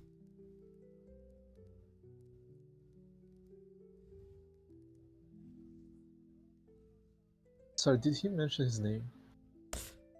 You heard the butler call him Alan Edgerson, or Sir Edgerson.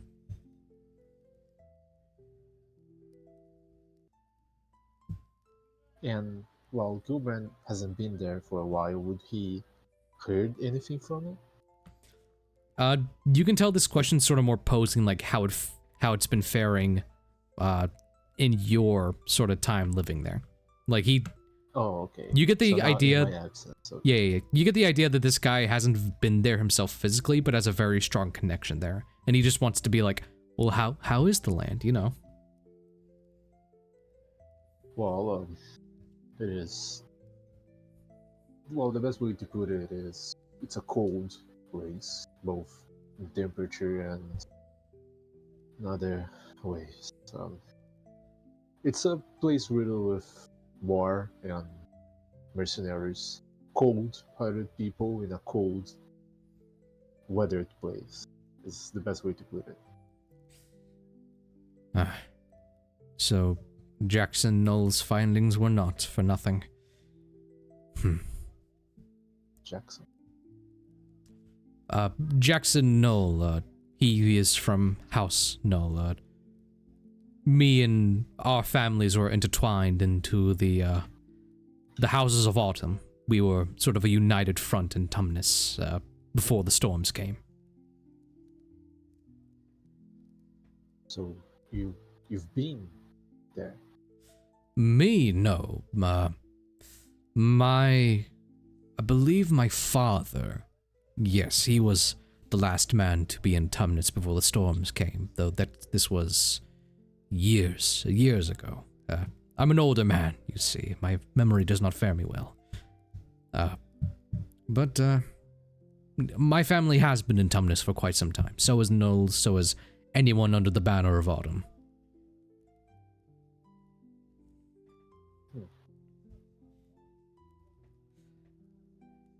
Yeah. While I have not been there myself, I found a unique fascination of it, just by reading the literature. Did you know there are plenty of books detailing our old world's history, but not much to go around these days, I'm afraid. Well, I couldn't tell, actually, mostly because I don't know how to read. But anyway. Forgive me then.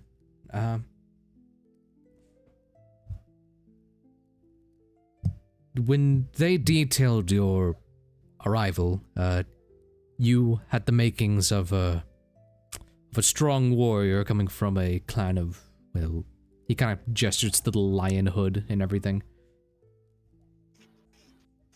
You held a lot of lion heraldry, and, well, I have only read this upon, but the House of Leonis, they held the same heraldry, and they were close friends with our house.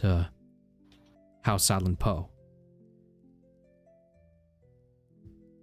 It's a bit of a stretch for me to ask you this, but have you come across anyone bearing Crow heraldry where you come from?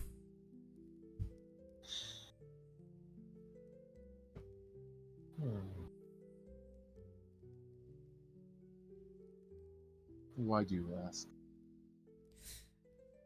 Well, simply put, ever since I've heard about the pioneering expedition, my mind kind of wandered on what else lied out there, what society had built up without our inclusion, and part of me had hoped that our house had survived in some way, since I know not all of us made it. Call it a blind ambition.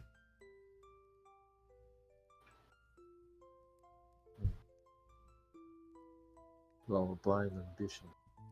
There's some things that should not be seen, but I feel like I need to mention that, yes, I did see the embroidery very similar to that of this house.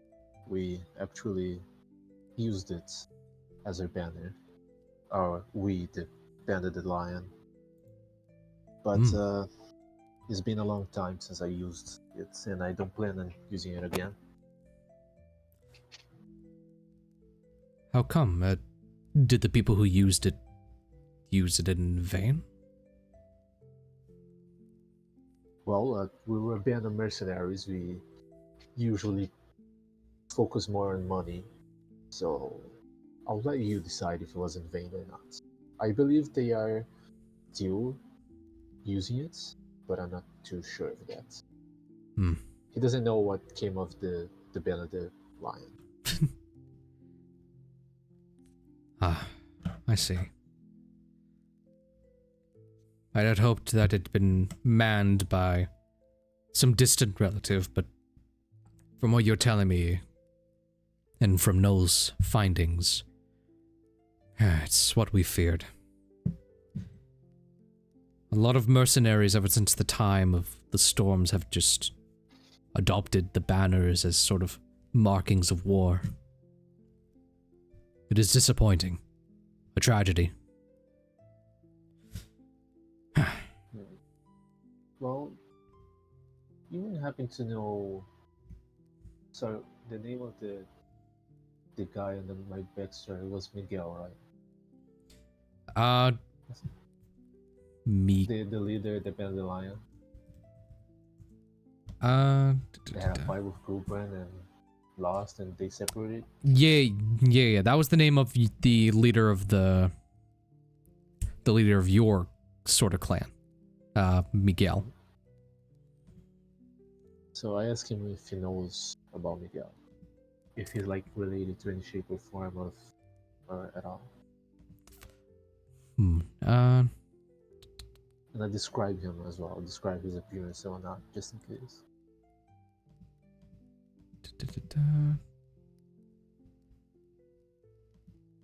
I'm trying to look myself, because let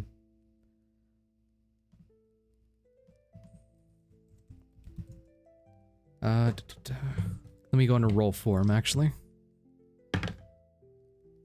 Okay. Miguel.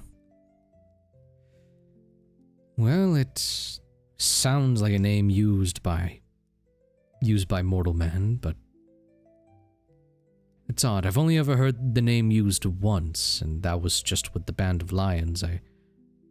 I believe one of the oldest members was a man named Miguel Chastain the second, I believe.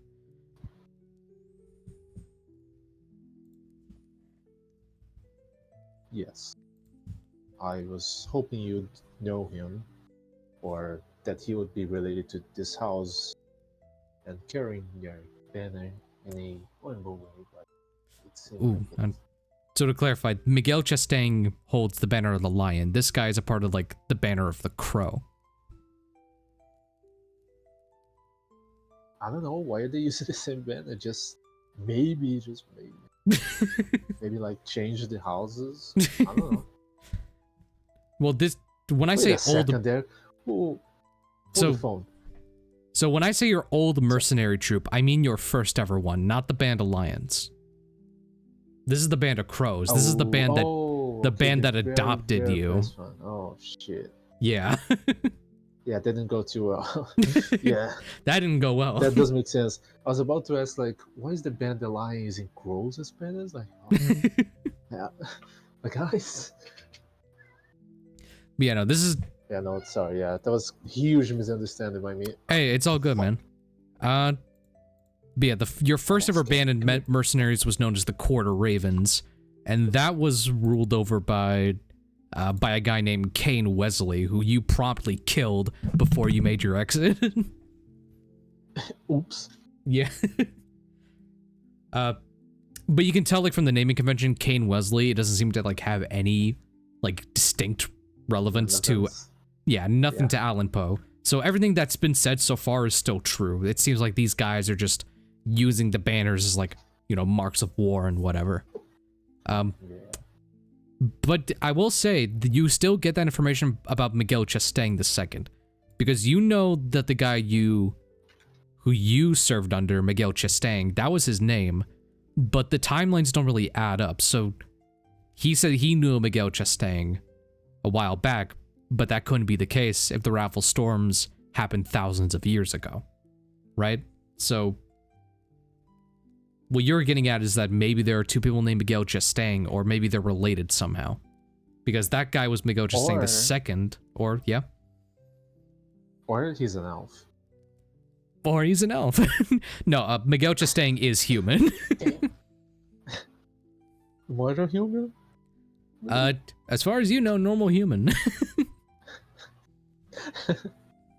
Very long life is okay. I'm just But yeah, now you kind of get that information. Then, like, okay, so this might not be Miguel Chastain, like the same guy he's talking about, but maybe this is like a distant same relative.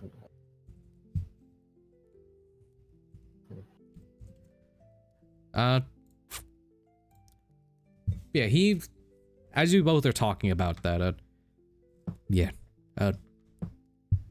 apologies if I just brought you out here to ask questions. I was really just hoping that the status of my house had not been tainted like Noel had said, but, well, it appears the stories are always true.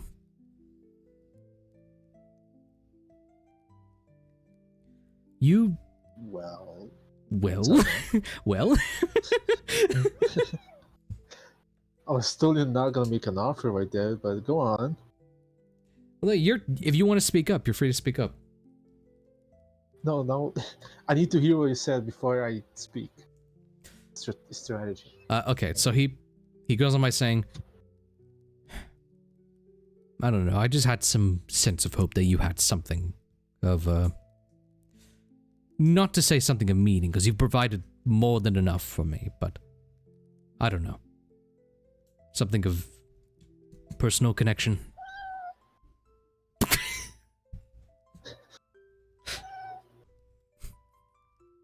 Did your cat want to play D&D? Do you got a sheet? They can just use Adavestas. It's fine. Sorry. It'd be like Tony never left. Sorry, the helmet is acting up today. Yes. Well, that's all the info I got, really. It's been a really long time since I served under the kind of Ravens. Well, not them, sorry. The ones that took the banners. Yes, of course. The Court of Ravens appears to be a name they adopted. We've just always gone by House Allan Poe.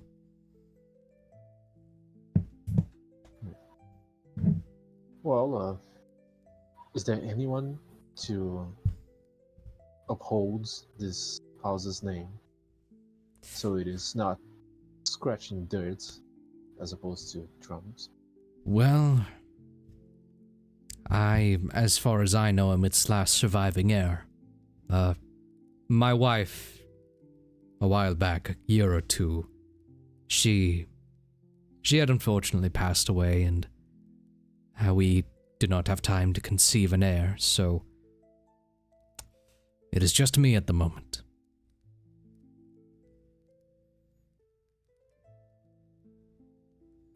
You know Manarfa, right? So, I mean, it's not too late. I mean, hey, it's not too late. You just need to roll a nat 20. Sounds good to me. It's better than 25, just say. Nah, but like, Yeah, man, just Gulbrand's tell him gonna to go be make like, a new heir. Damn. Yeah. Then you're looking at this guy, he's quite old. He's like well into his like Oh. 80s. Oh, poor dude. Never mind. what do you mean, never mind? This is D&D. There gotta be like a spell, right? Like some blue spell. His shit Wink, don't work wink. no more. That's the main issue too. Petrify. But we're not gonna So get that he into can that. petrify his cock. Like only part of it. Oh fucks. god. The fuck? Alright. make your demented offer. Well, I'm gonna be honest. Coming here, I had no interest in talking about my past. But upon hearing your story, I am truly moved and kind of. What's the formal word for sad?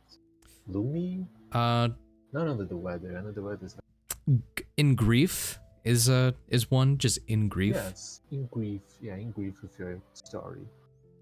And if you hold any weight, I could pay homage to your house by putting a banner, where they're carrying your banner, not necessarily representing you, but bring a banner to your voyage.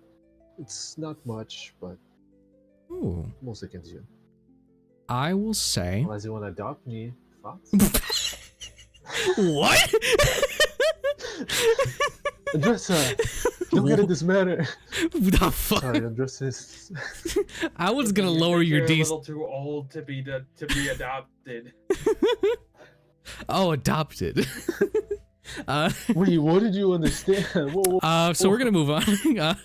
no, What did you think he said? I What did don't you know. think he said? I don't know. What did you think he said? I don't know. Okay, we're moving on. So that is Check actually that. that is a nice gesture, and because it was a nice gesture, I'll go to move your DC down to a 15. So you don't have to roll a nat 20 to succeed on this, because honestly, this is just a nice little tribute. And honestly, you might get it even if you don't fail, but I want you to roll to see if you get anything extra. Wait, to roll to bring a banner, or to roll to become part of the house? Just roll a diplomacy check. It'll be a DC 15. You'll get the banner either way, but this is just to see something else. Diplomacy, right? Yeah. With a DC 5? 15. You said? 5, yeah, I got a 6. I did it. Okay. So, either way, he looks up and he does think about it for a minute, but it doesn't take him too long, and he's, you know, you can tell he's like looking, he's very touched by it. But if you, I don't think I'm much of a sailor nowadays, but if you would allow your ships to fly the banner of, by the way, I got the house name wrong. It's not House Allan Poe, it's House Edgar Poe. If you would allow your ships to fly the banner of Edgar Poe, it'd be a great honor to our house. And it might bring back some honor we once had. I truly thank you. It's a kind offer. But it comes at a price. But it comes at a price, you know. No. no, I'm just playing.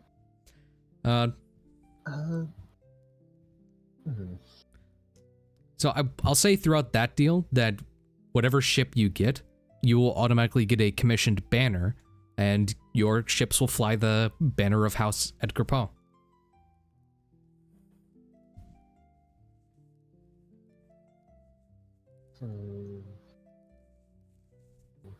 I'm just really thinking a proper way to propose for me to enter the house without actually just coming up and asking like, "Hey, you want to adopt me?" I'll say that might be something saved for another one because I let you get past on that because I wanted to see if something else happened. You're still at a DC 25, so you're gonna... I think if you want to like squeeze your way into the formal royal house to just kind of save it for next one, but if you genuinely think you can hit a nat 20, I say go for it. I'm feeling lucky. So You're feeling... I'm just gonna like, before like we part ways and say formal goodbyes and whatnot, just gonna go like, well, I used this banner as a mercenary, and I'd be honored to carry this banner as a, well, the proper way, without damaging the house's honor.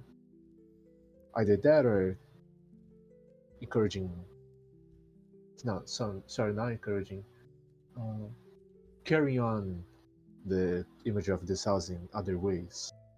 Side eyes. And Dressa is like standing there like, she's like, what? Oh. And so here's what's gonna happen. So diplomacy checks made as a group are made as group checks. Andressa is going to chime in with her diplomacy check. It's still a DC 25. But her, I'll say her diplomacy is at a +3, so similar to you. So you're gonna roll a d20 and she's gonna roll a d20. And if either of this hits a nat 20, then you're good. My guy, No, sorry. I think I misunderstood too. I'm just trying to like hint him. Like, I just want to put an idea in his mind and try next week. You just want to like, you just want to do a... I'm not crazy, okay? You're just trying to subconsciously plant that in him. Okay. Cool. Yeah, just so he's like warms up to the idea. Roll a persuasion check. With help, Andressa? Help? I'll oh God, okay. I'll transfer what would have happened to a help action. So you're good to roll a help action. Yeah. So persuasion with advantage. Almost roll performance. That would be kind of awkward. Start dancing and singing. 17. Okay. Yeah, Edgar.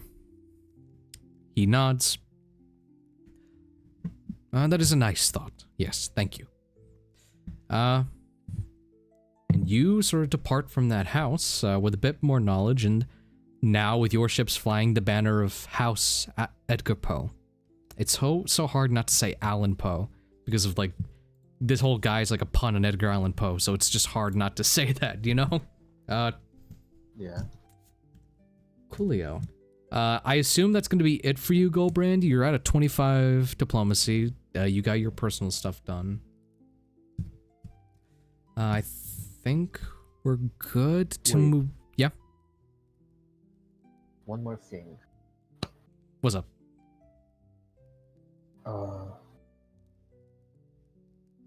I'm gonna hit up a cosmetics company. Try and get a deal. You're gonna hit up a cosmetics company. What are you looking for specifically with that? Because that can mean a lot of things. I want our ship to look pretty. I want us to look pretty. Jewelry. Oh, so you're just gonna commission some outfits. All right. Some like a uniform of sorts. Okay. Yeah, very essential. Okay. Not essential at all. Roll diplomacy, and I'll have Andressa roll hers as well. It's still a DC 25. DC 25. One of you just needs a nat 20. No fucking way! What the fuck? Nice, man! Fucking nice! No, not nice.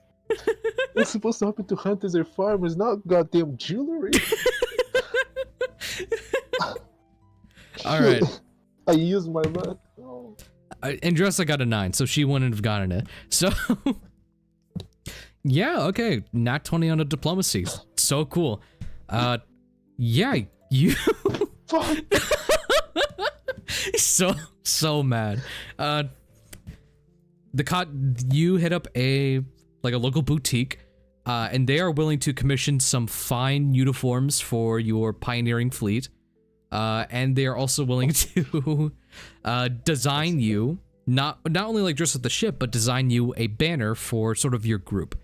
So if you guys want to come together with like a banner design, that's perfectly fine. So now you guys will have a bit of a uniform going on. Cool. But it's gonna be like a proper like combat and exploration uniform. Not like Yes, with a nat 20, they will do that for you. And how about this? Instead of like a proper uniform, because I doubt anybody here wants to change their characters to look all the same. I tried that before, it didn't work. Uh-huh. How about like a cloak? Like everybody gets a cloak, like a half cloak that with the emblem. Whatever you want. With a nat 20, you basically have creative freedom. Well, funny you say that. I want an outfit with a bunch of farmers inside that are willing to work for us. Just a bunch of tiny little farmers inside. Actually, you like guys can a do it, cloak right? that has like every spell scroll for every spell Awesome. know, So, in the Physics. pockets. so I'm revoking your nat 20, and that's what's happening. I just wanted a I take it cloak. back. I take it back. I just No, wanted no, a okay, cloak so- with like a scroll with a wish spell on it. So You get custom cloaks designed for everyone in your pioneering group, like the main ones, and you commission a very nice heraldry for your group as a whole. can we also get a tailor in our team? Yeah, if you want to employ one of these tailors to come into the expedition, sure, I'll allow it. Yeah, a tailor and I don't know, how much foot of cloth will they be willing to like help us with? So the tailor will kind of explain, saying like, well, if I'm going on your expedition, I'll need to bring my own supplies, so I will cover everything in that expense.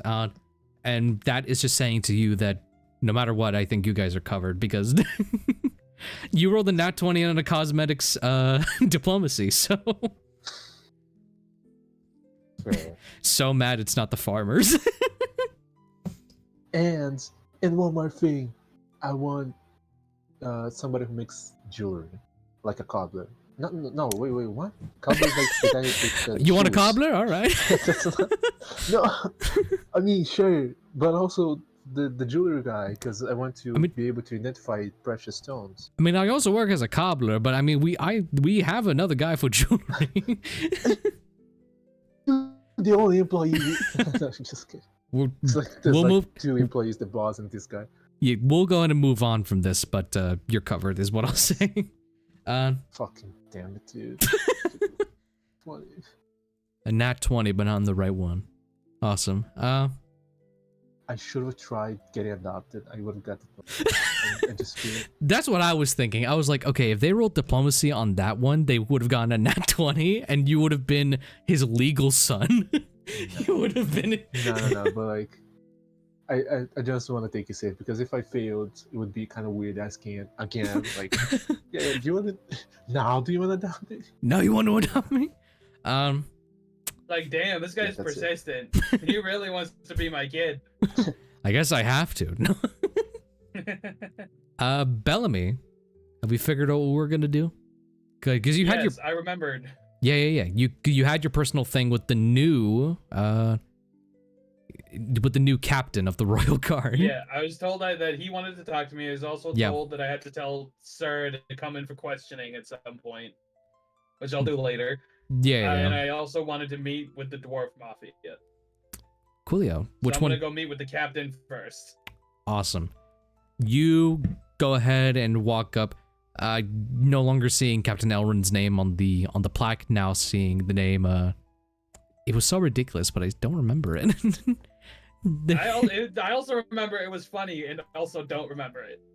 Awesome. We both don't remember the name of the funny NPC. We both forgot.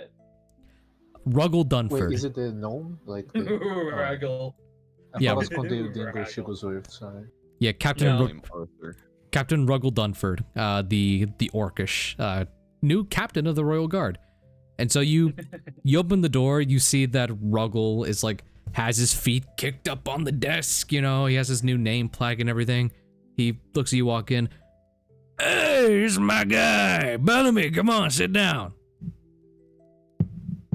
Hey, you're getting comfortable, aren't you, with your new office and your new desk?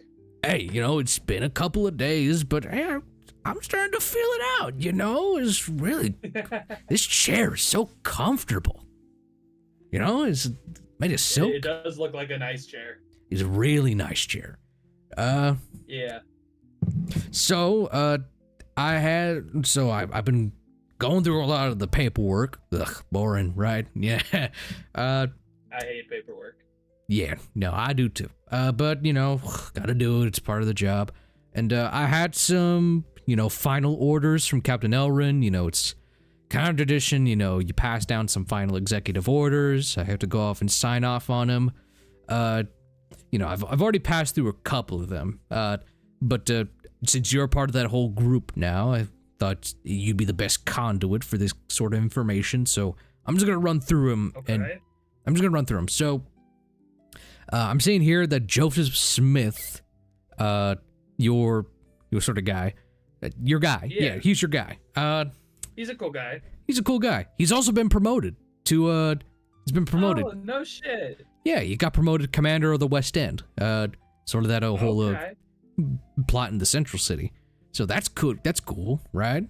That's pretty cool. Yeah. Yeah. We also had a form here from one of your former cohorts, Adavesta. We haven't heard from him, by the way, like at all. It was just a note saying that Gaston is working for us now. So I don't know who Gaston is. What? I don't know who he is. Do you know? First of all, I don't know. I didn't think Adavesta knew how to submit official forms. So this isn't this is a piece of parchment, and he turns it over to you, and it's literally the most crudely drawn letter you've ever seen, and God. in block letters almost, just like he sent this, and then his like handprint on the bottom, and also is that a rat's handprint? Like I don't know. I guess I'll keep an eye out for someone named Gaston. Yeah, because apparently he's part of your workforce now. Apparently that's what he's saying. This is not legally binding whatsoever, so I can't sign off on any of this. We're not paying. I'm not gonna pay him. We're not gonna pay him out of our fund. We're not doing that. Someone else is. If he wants to get paid, someone else has to pay him. We're not paying him. See, that seems like a you problem, respectfully. No, again, I'm not saying you should pay him either. I have no idea who Gaston is. Right. Adavesta's clearly made promises that we are not going to keep. Yeah, that's kind of what I was gonna pass by. So I had one last executive order here from this is from Captain Elrin himself. I'm just gonna read it out verbatim because I only have a chance to like gloss it over, you know, and okay. It's addressed to you though, so that's why I kind of wanted to pass it by you. All right.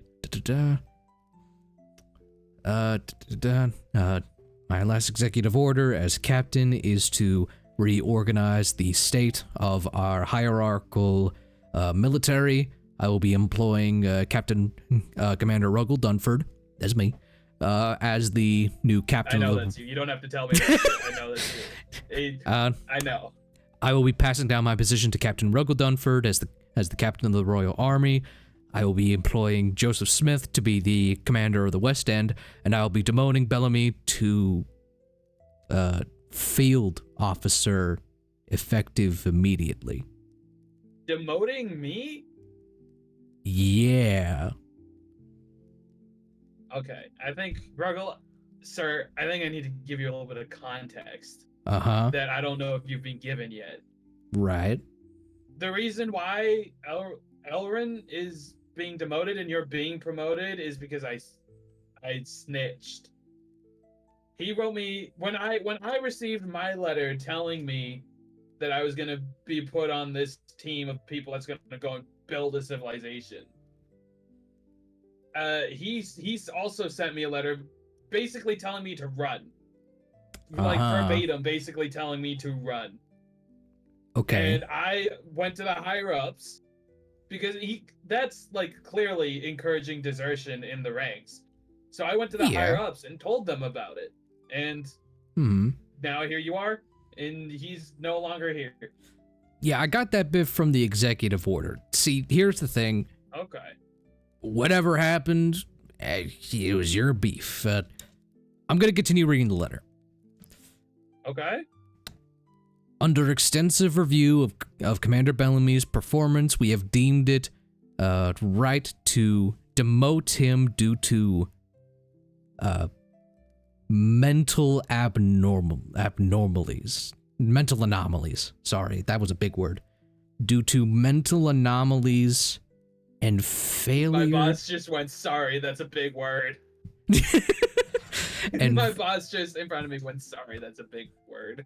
And failure to uphold the chivalry intended towards our fellow man. And then down here he just said, reference speak to Priest Flynn of the Church of Amanator. What does that mean? I may have shaken that priest. In my defense, when you had taken someone into custody and they cast magic on that person, that would have prevented them, or that would have assisted them in escaping custody. So like a priest's whole deal is to like imbue people with good tidings. So do you think you might have gotten wires crossed, or because I'm trying to help you out, all right? I'm trying to help you, all right? I did not get wires crossed. I had a very stressful day. I took someone into custody. They cast a spell that would have assisted that person in escaping custody, so I shook them to prevent them from continuing to be able to cast that spell. To note, I almost drowned 5 minutes before that. Right. And 3 minutes before that, I watched a nail fly into a guard's eyeball. Gonna roll me an insight check as you're divulging all this info. Both of which were caused by the person I was taking into custody. Gonna roll me an insight check as you're divulging all this. I'm rolling insight. I got a 15. I don't feel confident in the 15. Good. I'm gonna use my fucking knowledge from a past life to add a d6 to it. Okay. It's a 4. It's a 19. Okay. As you are like discussing everything that happened and trying to justify your actions, you keep seeing Ruggle look back down onto the paper, onto the line where it says mental anomalies, and he's like starting to put some. You think he's putting pieces together, though you might not understand what he's putting together. So he's like, okay. Look, Bellamy, you're a cool dude. All right, I think you're pretty chill. All right, you and me, we had a great conversation. I don't remember what it was because I was blasted drunk, but we had a good conversation. Because we had a good conversation in the lower city. The thing with these things is they're executive orders, and look, you had to get rid of the one guy because he was like disobeying orders. I get that. You gotta rat him out, right? So if I don't do desertion, right, but if I don't do my job and employ these orders, then I'm doing a disservice. You see? So look. Wouldn't you also say that it's a disservice to employ an order that maybe would have been made on the basis of me being the cause of him being demoted for perfectly justified reasons? For one reason or another, it's not listed on official paperwork, right? So, I mean, if the whole thing was like as you detailed it, then he should have just been straight up fired. But from what I'm understanding, he's been made guard captain. He's been made the commander of the central city. He got fully, like, granted, he was fully demoted. He was a captain of the royal guard to being the captain of the middle of Historia, right? That's like far down. But yeah, look, being a field officer isn't that bad. You still have a majority control over a plot of soldiers. You just don't have as much jurisdiction in the central cities as you might expect, right? So you might not be able to shake down a priest anymore and not get locked up. But hey, look, You're still keeping your quarters. Your weapons and armaments are still being handled by you. You still get a group of soldiers on your payroll, you know, but it's kind of like you're lower on the food chain now, if that makes sense.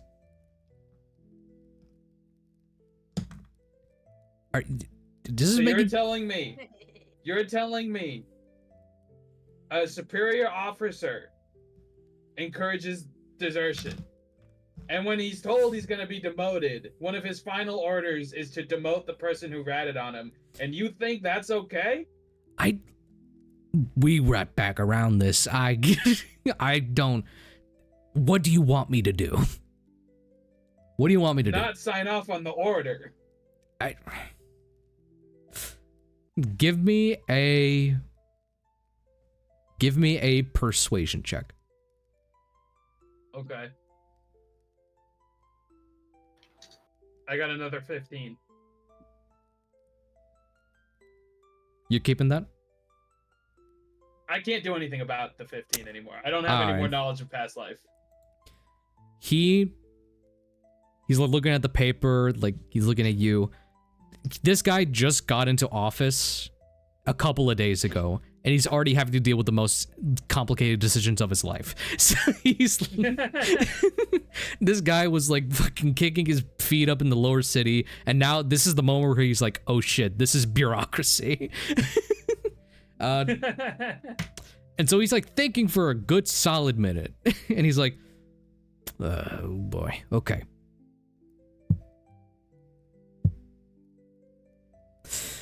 All right, Bellamy, I'm gonna let you know I have to sign the order, but before you snap, I could do something for you, right? There's a way I can still make you commander. All right, and hear me out. The lower city is split up between a couple of different, sectors, right?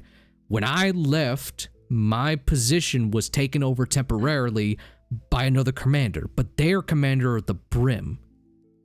So if I just sign an order to make you commander of where I used to be, then it's like you're still commander, right? I follow the logic, but the way you said it made it seem like it wouldn't be the same. Okay, look. So just be straight with me. Okay. As of this moment, your current position is commander of the higher city, mainly of the noble district. So that's still going to take you a lot of tiers down, but you won't be some field officer just coming in, doing this and that, and then going back out, right? You would still have a lot of, what's the right word? A lot of the amenities a commander would have. But, okay, so you know how like the cities are kind of like built on like this hierarchical structure where the top's literally the top of the bottom's kind of like the bottom? Right? You get it? You're telling me I'll be top of the bottom. You'll be top of the bottom. So you might get a lot of shit thrown on you by the central city. But I mean, it's not too different because you were getting shit from like the Royal Armada, right? So it's not too different, It's not so different. You keep telling me that it's incredibly different at the same time that you're telling me it's not that different. Bellamy, I'm trying. All right. I literally just told you to give it to me straight, and you're saying the complete opposite things in the same breath. Okay. Is it super different, or is it almost the same? Be real with me. It is different. You're still a commander.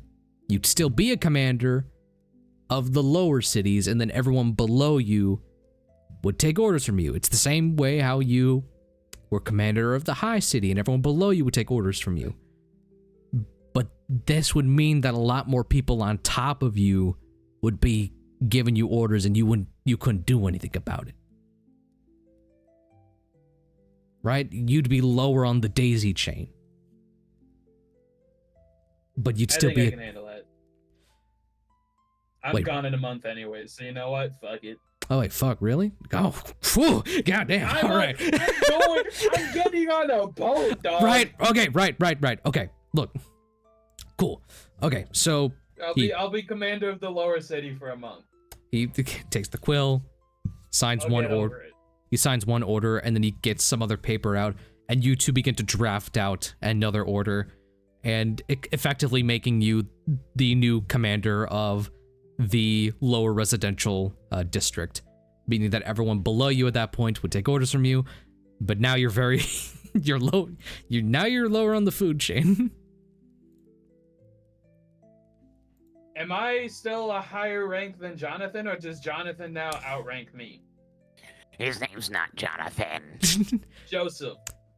So Joseph is a commander of the West End, which is a district in the central city.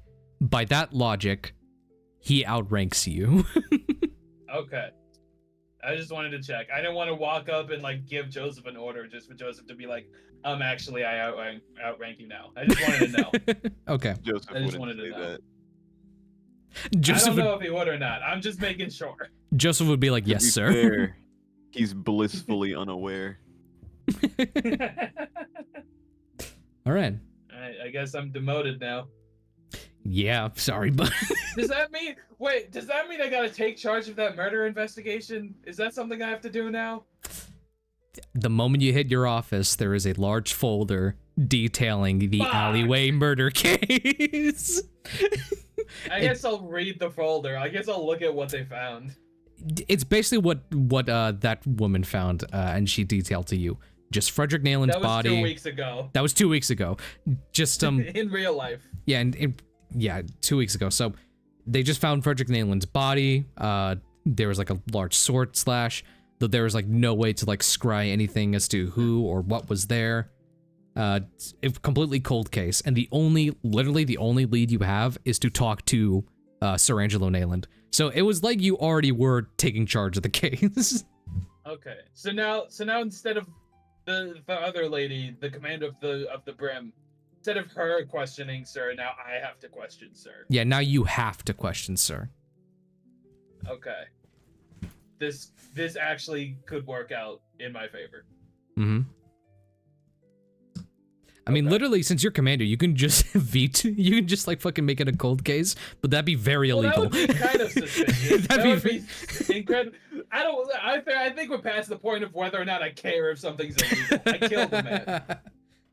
I have now just been put in charge of the case for the guy that I killed. Yeah, I you've think been we're put in past charge what's of your legal and own what's murder not case. legal. Yeah. I'm To the think- murderer and I'm the one in charge of the case. I think To we're keep past the tried point to of arrest an legality. employee on their So- first day for messing up. So now we got that covered. Does Sir? Now that that's covered. Yeah, now that that's covered, does Bellamy have any other plans? I think before I was gonna go straight to Sir and tell him that he needed to be questioned. I think we can wait a little bit because I'm in charge of it now. Yeah, now you're in So I charge. guess You I can guess now I postpone can that go shit. I guess now I can go and talk to the dwarf mafia. I'll go do that. Cool. And hey, now you're in the lower city. That's a bit more easier for you to get channels through. Yay! Demotion.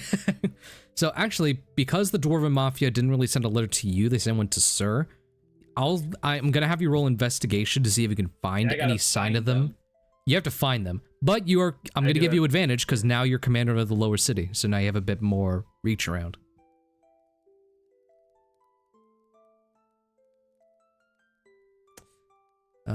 That is okay. You got a 14. Cool. Blah. All right. So your tracks kind of like lead you down cold dead ends. It's very frustrating because like you know like the details of like what happened with Sir for the most part, that he was murdered, that he nearly got murdered in that alleyway, and so you're thinking, oh, I can just trace it back to there. But whoever these guys are, Never they're told me good. that Sir never told me that it was the dwarf mafia that did it. Oh yeah. I also, in fairness, also didn't ask. You also didn't ask. I also did not ask. Okay, well then, there are definitely cases about the Dwarven Mafia that have just been kind of put to the wayside or like made cold cases, because these guys are impossible to put anything on. So you're just kind of going off of old cases, and you kind of walk around here and there, and you begin to go to local areas. You find your way in a old dwarven woman's home who's just kind of nursing up the wounds of somebody, and You kind of just look around, see if there's anything suspicious there. You find that there just walk into this lady's house. Well, I mean, she lets you in because you're the commander of the Royal Guard. Commander of the Lower City Guard. Where's quick? She just opened the door for me. She's like, oh yes, come in, come in. Thank you, ma'am. Love Guard said, do you want some tea? Did you know he killed a man? No, I don't. Who said that? Thanks, but no thanks. Thanks, but I think I'm good on the tea for now. But I appreciate the offer. Alrighty, I need to go back now. She picks up a bone saw and goes to the back room. I'm sorry, where are you going? I'll be up just a minute. And she closes the curtain. You picked up a bone. No, I'm coming in.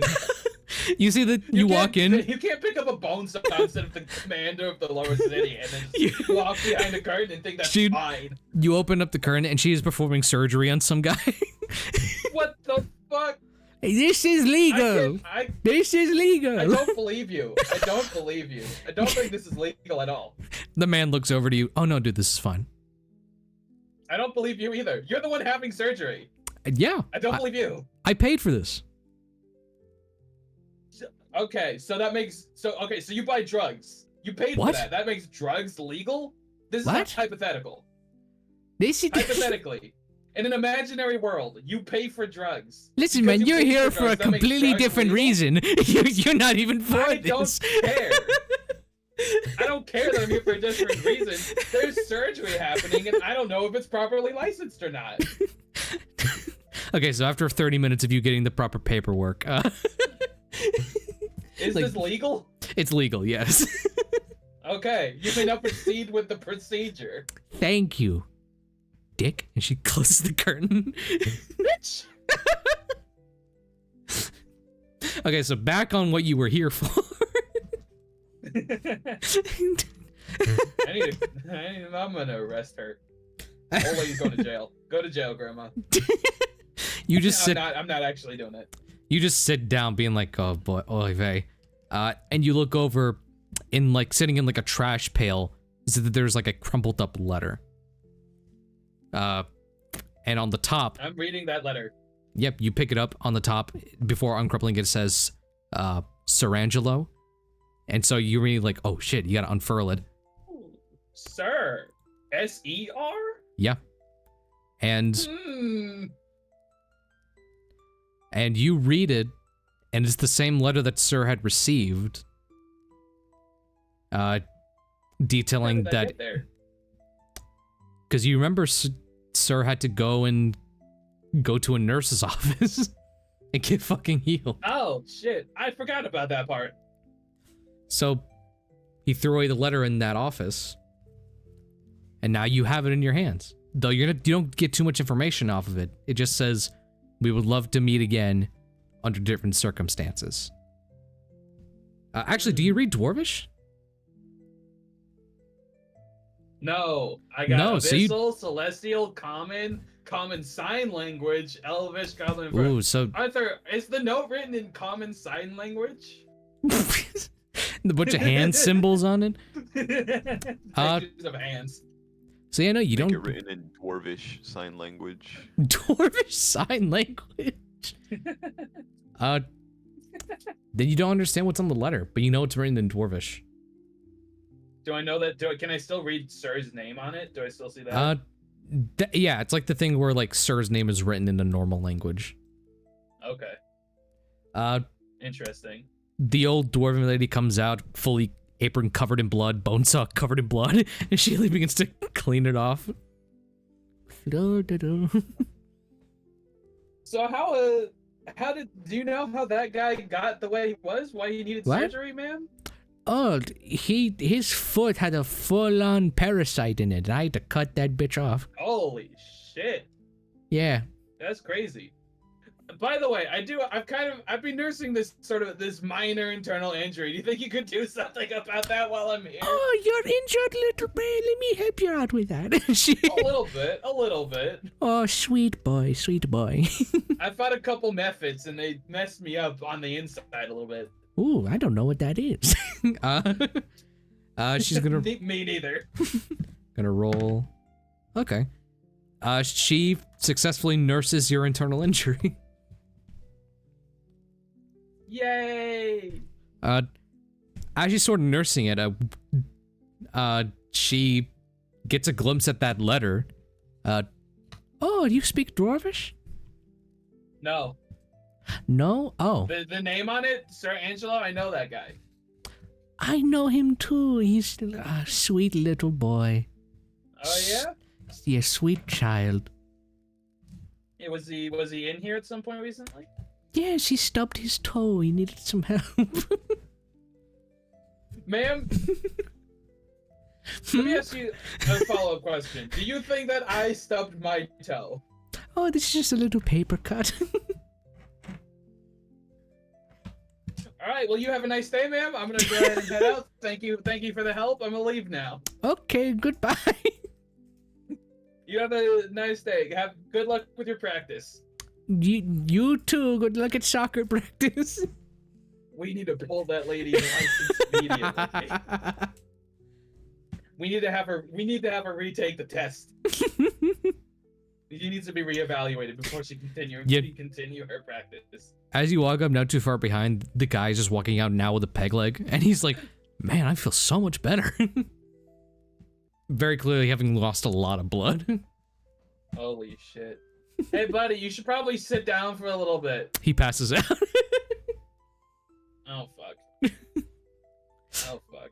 I'm gonna pick him up, and I'm going to take him to is there like a hospital that I can take him to? You see a medical center, and it's the one you walking out of. That's the only one here in the lower city? That's the only one in your district. You could go to the Brim, but you don't even know what the fuck they got going on over there.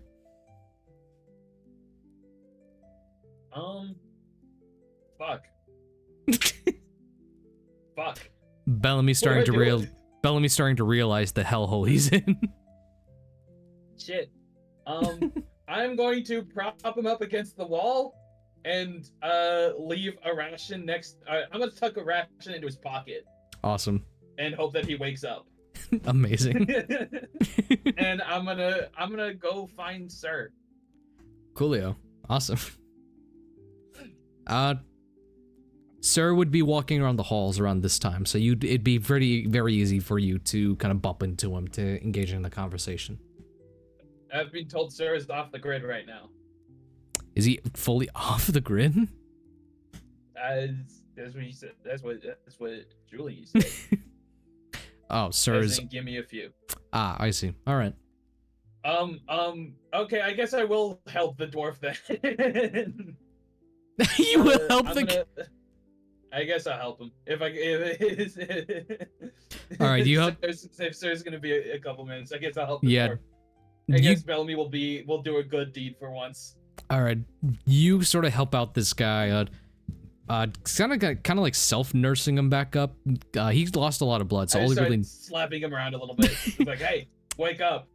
I slap him because it'll make the blood rush to his head, which is where the brain is. That makes sense. That makes sense. Go and make a medicine check. Oh fuck, I'm gonna make it worse. Medicine plus 0. That is a 16. Damn. You feed him some of the food. You kind of do it all manually. Get him some water to drink, and then after a minute, you just slap him against that face, and he's like, Hello, Man. sir. You okay? Do you know where you are? I feel refreshed, man. Thank. Answer my question. Do you know where you are? I just walked out of Madame Gothel's area, and I just passed out, I guess. Okay, so you know exactly what happened. Kinda. Is my foot still there? Oh, that's a peg leg. No, she cut your foot off. Yeah, I got a splinter, and she was like, "Oh, that's a parasite. We got to get it off." And I was like, "Okay." She said it was a parasite. Hey, it looked like anything. It was a splinter, and she cut your foot off. Yeah. Who are you? My name's Bellamy. I'm the new commander of the lower city. Oh shit! You replaced Ruggle. Yes. Oh, thank God. Thank God. What do you mean, thank God? You know, just you know. What does that mean? What do you mean you know? No, explain. You can't say, "Oh, thank God," and not give me context. I owed Ruggle a lot of money. So You owed Ruggle money for what? I was on hard times. I thought I could win a card game against him, and he just took my money. Okay. Okay. So it's just gambling. It was just gambling. Legal gambling. Legal. Okay. Okay. You said you owed the former commander of the lower city money, and I immediately thought the worst. Yeah. I thought that this guy was taking bribes or something. Oh no, Ruggle's a dipshit, but he's clean. Okay. You just said something very suspicious, and it sent me into a panic very quickly. Yeah, no, it was like, fuck, man.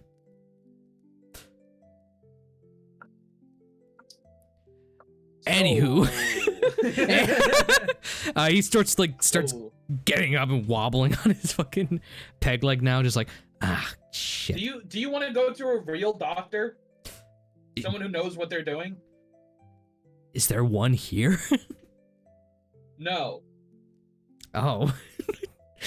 Then like outside of the city? Do you want me to help you find one? I mean, I'm pretty late to something right now, so I can't really. I have to go. To something? What are you late to? Meeting. Meeting? What Yeah. kind of meeting? I'm rolling inside. What you doing? What you doing? Where you going? That's a 15. That's my third 15 of the day. Let's go. Hey, girly. Had the same energy, just like, where you going? Where you going? Where you going? What you doing? What you doing? Where you going? You can tell that this guy slipped up, and he's like, later, and he just goes to leave. You're on a peg leg. I trip him. I kick his peg leg. Shit. Oops. Sorry. Where you going? God damn it. He starts to hobble up. You then see, like, on his arm, there's a bunch of, like, tattoos written in Dwarven. Again, you don't know what it means, but this guy's a dwarf, so he could tell you. I just put my hand on his shoulder, just like, hey, buddy. Yeah. Where you going? What you doing? Where you going? What you doing? I got a business meeting, you know? What kind of business? Business. Lower city business. Lower city business? Yeah. The lower city is in the city where there's a lot of crime, that kind of business? Are you a criminal? Hey, dude, fucking relax, all right? No. You're gripping my shoulder so hard. What are the words in what words do you have tattooed on you? What do those say? You know. What does that mean? You know. Mom. Mom? You got an entire sleeve and it just says mom? Yeah, man. Mom. I see like 14 different letters there. I don't know what any of those letters are, but there's like 14 different characters there. Roll intimidate. In Dwarvish, the word mom has 14 different characters? Roll intimidation with advantage. Oh, with advantage. All right, well, the first one is a 12. Mm-hmm. Second one is a 12. Honestly, you should just threaten him with termites. He's like, Hey, all right. Okay, God. All right. So, I'm going to he does the quotes, meeting because Ruggle left. And I didn't expect to run into the actual fucking commander, all right? I cut it out for a second. What did you say? He's like, I'm going to and he puts in quotes, meeting because of Ruggle's departure. And now I'm discussing with and he puts in quotes again, business partners, what the next step is going to be.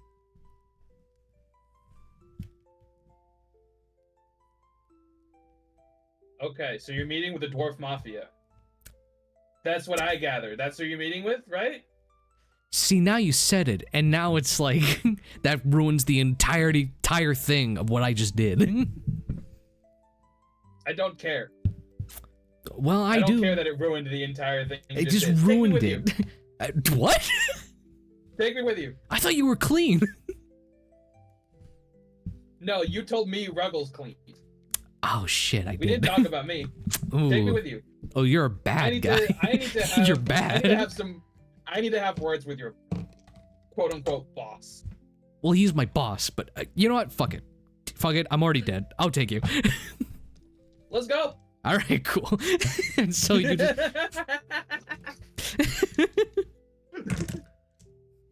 All right, cool. Here we go. Doesn't take you too long. You walk up to a nice restaurant. The dwarf kind of like now hobbles back in. There's like a weird lizard folk kind of server who like points you over to the direction of a table. You see that this like very long table, very much Godfather style, with like the Darren Brongard at the very end with some associates along the table. You see not all of them are actually dwarves. You see that there's like one that's like a dark elf, sort of like a drow looking figure, like wearing a heavy cloak. You see another lizard folk over there who's like making eye contact with the server. Both of them do like kind of a nod thing as they kind of walk off. And then the last one you see is a gnome. And what I mean by gnome is like very much stereotypical bushy beard, pointy hat, and nice little suit. Romeo and Juliet. And you see that whole table's like have like somewhat of like a big dinner. Interesting. Yep. So there And they now are. I'm here. Yeah. Now you're Take here. me to the. Oh, really? Just that? Take me to the. Just forward? So forward. Okay. Yeah. Okay. Cool. And he kind of limps over more. See, one of the dwarves looks over, just like, Jesus Christ, Lenny, the fuck did you do to your leg? There was a parasite in it. A fucking parasite? No, there wasn't. No, there wasn't. Who the fuck are you? Hi, my name's Bellamy. I have things I need to discuss with your boss. You see immediately all of them, like, kind of look over to you. You see the lizard folk kind of reaches for something at his side. And then Darren kind of like... Whoa, don't reach. Darren's Don't the final reach. guy that kind of just looks over. Hey, Lizard Man, I'm sorry if that's racially offensive. I don't know your name, and there's a lot of people here. I'm gonna need to ask you to stop reaching, because that won't end well for you in the long run. Big man makes I'm big not- threats. Enters our I haven't- home. I haven't made threats. I made a promise, and I'm not here for anything other than business. Your associate here told me you guys were having a business meeting here. I'm here for business. Now see, why would you tell him that? Why would you fucking tell them that I told you something? Now I'm dead, dude. You fucking Because you killed me. I don't care about you. Sweet. Awesome, man. I don't know what you expected me to say. You were stupid enough to let an old lady cut your leg off when you knew you had a splinter. In the middle of you like talking, you see Darren kind of raises a hand up and everyone else in the restaurant goes silent. You see him just snap his finger twice, and the lizard folk server kind of looks around, and you see one by one he begins to tell everyone to leave. And like around 10 or so minutes, it's only that table with all of Darren's associates and you in this entire restaurant. He points to another dwarf, shoos him off. The guy immediately gets up and just walks away. And he points over to the now available seat for you to sit down. I sit down in the chair.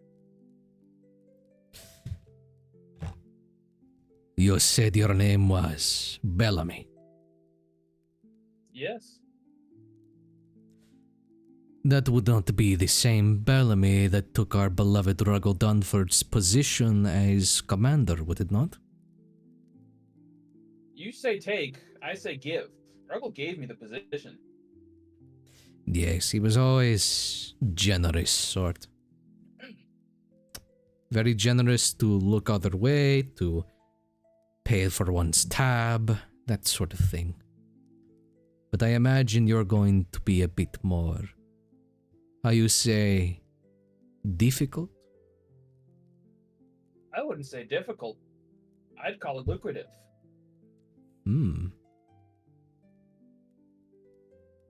He looks around the table. Back to you. I have a proposition I think you might find interesting. And I begin to eat the food that's at the table as I'm talking. The dwarf that was there was like, and No, I'm sorry. He gave me the chair. This food is mine now. It is his food now. It's my food. You know what, guy? I also don't even need to eat. That's not a thing my body needs to do. Oh, so now you're just rubbing it in because you're a fucking dickhead? Absolutely. The Darren's like, you speak to our guest with respect while he's at the table. Thank you. Let me just say, I apologize for doing this in a way that may have been disrespectful. I don't get many opportunities to meet with you guys. So I took the opportunity that found me. You seem like a man of great opportunities. That is respectful. Well, I'd hope to offer you some opportunities as well. He looks around the table. He raises his hand, just like, and here I thought we were going to discuss trade operations. Tell me, what new offer do you bring to us? Picture this for a second. Imagine that the council is no longer running the city. Imagine you are. Wouldn't that be something? There's a lot of whispers at the table. Joseph has to leave. God damn it, and we're getting to like a really Godfather part in the campaign. I have got to go. I am doing bad things again. Doing evil. Okay. There's like a lot of whispering at the table. You see Darren like looking at you, and then he just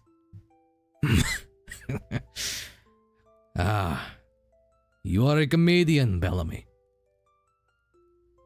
How do you think I, a dwarf of my lowly stature, could ever run a prosperous city?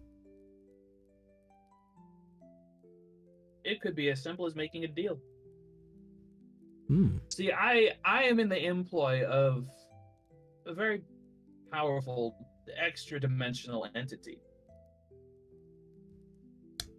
Now there are plans in place that will shake the city to its core. If you want to be a part of that, let's talk. You come into my favorite restaurant. You come in with a low life that I unfortunately have to share the same breath with. You muscle your way into a seat that I have so gracefully given you, and you talk of beings of other realms. You talk of world domination. You are an interesting case, Bellamy. But I try my best. And it is not to say that I am not interested, but how do I know that the words coming out of your mouth are worth the same as a discount pile of manure? Would you like to see evidence of the gifts I've been given? You see he looks around, snaps his fingers again, and you see some of the people get up from the chair and close like every single window that they can so that the room is only illuminated by the candles. You see Darren then pulls a morning star from his back, sets it onto the table, and he nods, asking you to proceed. I am going to... Oh no. You're going to what? I'm going, so on the guy that I came with, the peg leg, I'm going to place one of my interdict seals on him. And everyone will see as rot begins to spread up one side of his body. You see from the peg leg up, there's like this sort of corroding that's beginning to happen. And he only just notices this as the same side that his leg is on, his arm begins to kind of wither and kind of lose the glow to it. The lizard folk next to him is like, as everyone's like, what the fuck? And the guy that you came in with looking at his arm, and he's like, so was it? It was a Paris? What? How was it? What? And all the while, the candles in the room begin to like flicker heavily, and in the wind, everyone hears like a low, distant howl of some kind of wolf, or more accurately, maybe a hyena. You see Brongard looks at you as this spell is kind of gone off. And as a candle goes off in front of him, he holds up the mace and a radiant glow appears from it. And he just uses that flame to light the candle before putting it back down. What do you think? What do you know of the Nine Hells?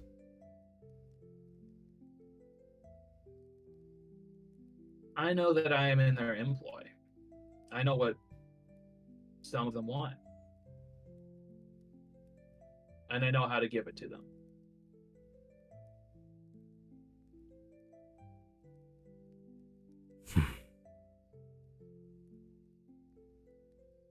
What are your demands?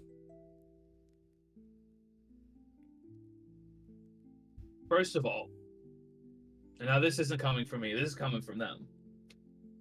Worship. If you want to be able to do what I can do, you need to worship them. Maybe make a bargain with them. I can put you in contact with them, but for me to do that, I'm gonna need funding. I'm gonna need money. Because in a month, I gotta ship out to go and build a civilization. And I'd like to secure some more money for that. Maybe get some special little toys for me. Okay. Now I know this is your first track of diplomacy. But it's a big ass. It's very big. So we're gonna set your DC at around 15. Okay. Can I have advantage? Who are you getting advantage from? I used baleful interdict. Can I have advantage for placing a seal on the Pegla guy? Now, unfortunately, if I kill him, can I have advantage? You know what? If you murder this man, you can have advantage.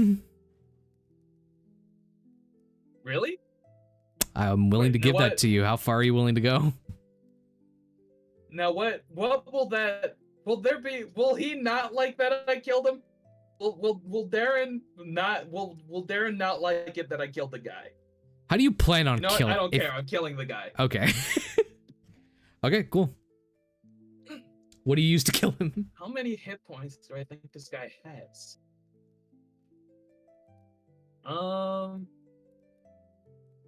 I am going to pull out one of my javelins, and I'm going to try and run him through the stomach.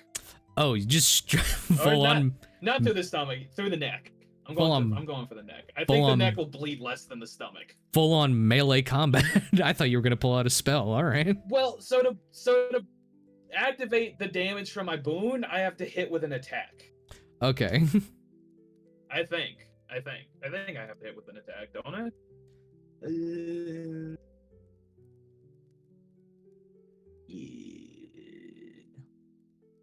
Yes, I do.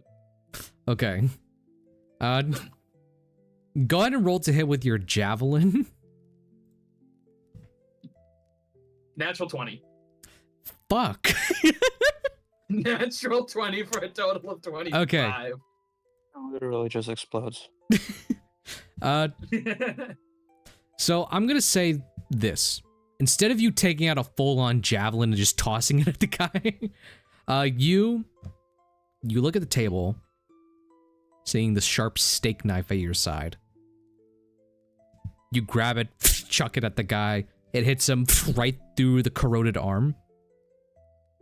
And you see he looks at it, his blood begins to pour down from it, and you then see his body begin to kind of seize up. And as the eyes roll in the back of his head, his body makes the same motion and he just falls backwards in the chair. And while your knife did hit him, it was the magic that killed him. And also you rolled a nat 20, so that damage would like killed him nonstop. It would have been 4d6 damage. Yeah, he would have been dead. All right, now you can roll advantage on diplomacy. Yay! 22, another natural 20. Gee, really? Fuck. Oh, fuck. Yes, I rolled an 8 and a nat 20. Fuck What? me. Oh, fuck. Bellamy gets what he wants today. Fuck me. All right. Oh, no. Okay. I'm gonna let you know something about Darren Brongard. He is a cleric of the Dwarven Pantheon. What you shown him was heresy in his eyes. Should have foreseen this. You rolled a natural. Foreseen this. You rolled a natural 20. So I'm going to detail you what happens. Convert.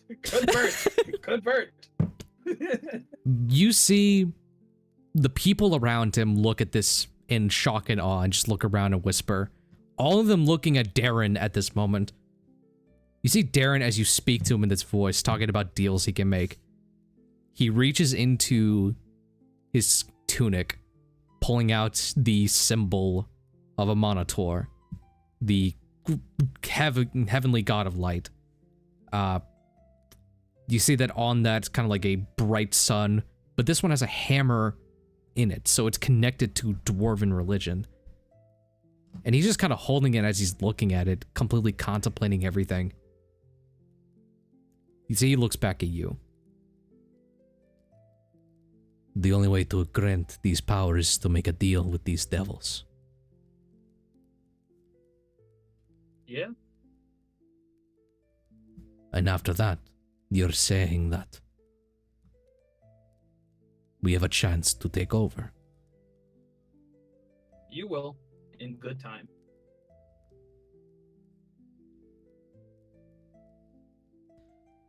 You see he slowly takes the amulet off from his neck, kind of staring at it from down on the table now. He snaps his fingers again. Some guy hands him a lockbox. And he just puts the amulet into a box, locking it with a key. And then just throwing it off somewhere. Like he doesn't even care where it goes. He just puts the box on the table. How do we go about making these deals? My patron will be in touch. He'll call you. You won't call him. And I will get up and I will leave.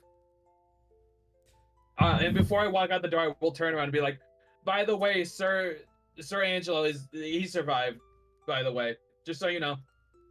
And I will leave. All right. You leave that dark restaurant with a full room. The Brongard family, the Neil Ward clan, now completely enthralled by the prospects of working for not just Glavik, but the entirety of its lair. You've converted a man with a nat 20. Two nat 20s. Yeah. Let's go. All right. I guess now I'll go find Sir. I still have the question, Sir. So I guess I'll do that now. All right. Cool. Evil. Fucking awesome, man.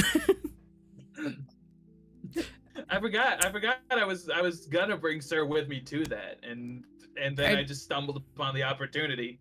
And you know what?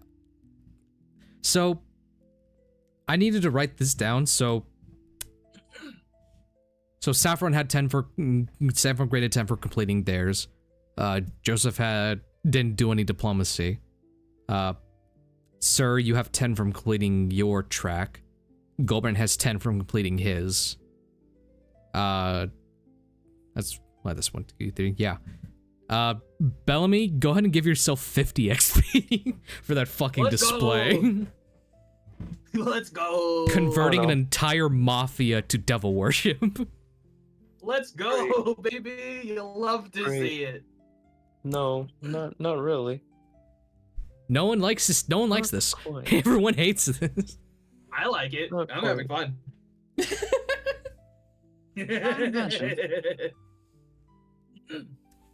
And Alright.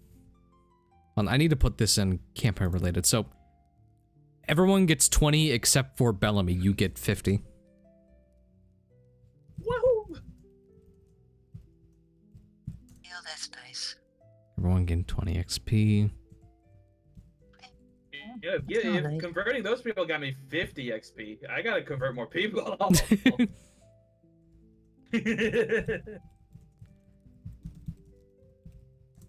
Take me to the Golden Mask, or whatever they were called. I'll convert them too. Oh no, you're gonna have You know where there's fire? You know where there's a lot of really gray fire. hell. Hell. You might have a hard time convincing them. I'm gonna be honest. I know. I didn't think I was gonna succeed there when you told me that they had a god. You're Yeah. like, they have a god, and that's blasphemy. I was like, I'm cooked.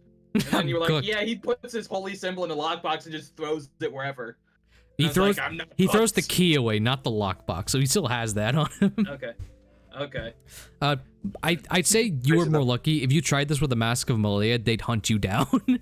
But because Brongard already runs like a sketchy organization and just so happened to be like a Christian or whatever, he was like, okay, sure. If I need to make a deal with the devil to do what I need to do, fuck it.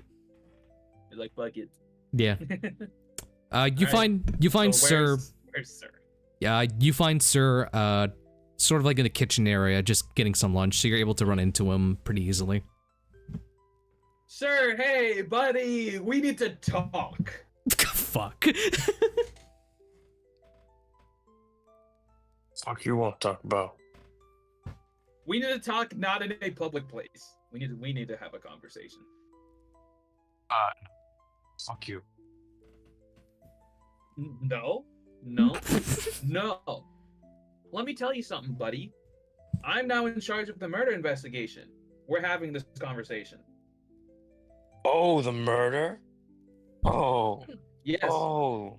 I thought you were already in charge. Guess of who's it. in charge? Guess who's in charge? I wasn't supposed to be. I am now. Oh. So we're having this Let's conversation.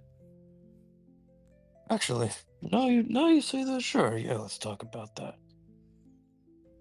Let's talk. Your room or mine? I think yours just fine, honestly. Like the granite. You two got a thing for each other? Your Who room said that? or mine? We are not having this Yours. conversation in a public place. Yours. Thank Let's go. Awesome. Come to my room. No. If Gulbrand gets adopted, he gets 30 XP. Honestly, sure. Get adopted and get 30 XP. If these Alright, guys so we end go up to- we not go killing to each my- other. Yeah, if these guys end up not killing each other, can we get XP? We'll see what happens. Yeah, me and Sir don't gut each other. Can we hit level 3? You both make your way to Bellamy's quarters. And you both have your chat. Okay. All right. Listen, Sir. I can fully write this off as a cold case, but I can't do it until I question you. So we're gonna Why get would our it be story cold? straight right now.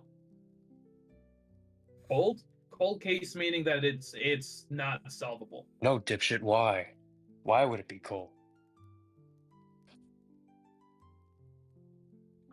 What do you mean? Why would it be cold? Because we both know who did it. I'm not stupid. You're not stupid Yeah. either, I presume. Yes, but for the purposes of the investigation, I can write it off as a cold case so that it doesn't get investigated. You know, if they do an investigation, they're gonna figure out that you were having conversations with the dwarf mafia. Yeah, I figured it out, buddy. How'd you do that, huh? Because I talked to them. I found a note in the little hospital with the shitty granny doctor. I found a note written in Dwarvish, and then I went and I met with the dwarf mafia. I'm not stupid.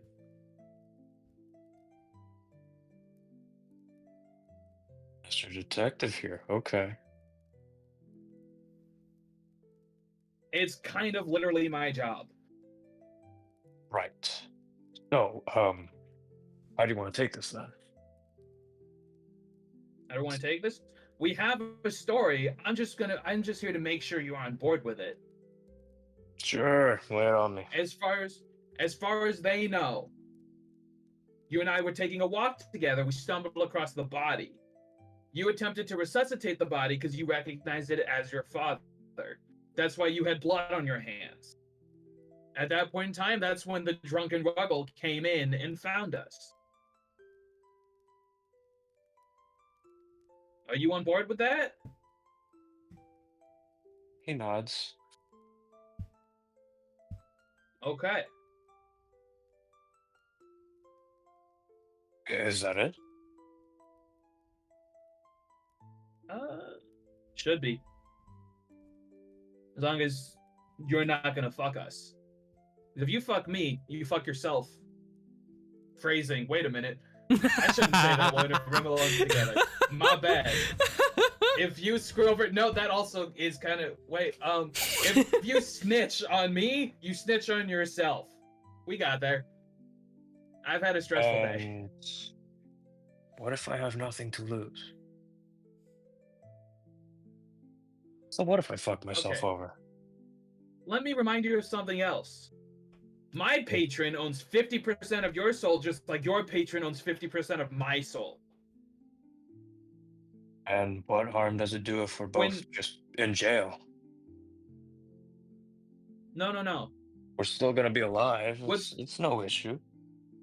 We're still gonna be alive. My patron needs me for shit. If you get me locked up, there's gonna be consequences.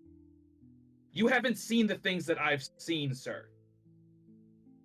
You haven't seen what my patron can do. You don't want to see what my patron can do. There are things worse than death, sir. Far worse. I can imagine. So for a month, I need you to keep your mouth shut about this specifically. For a month. And then we ship out.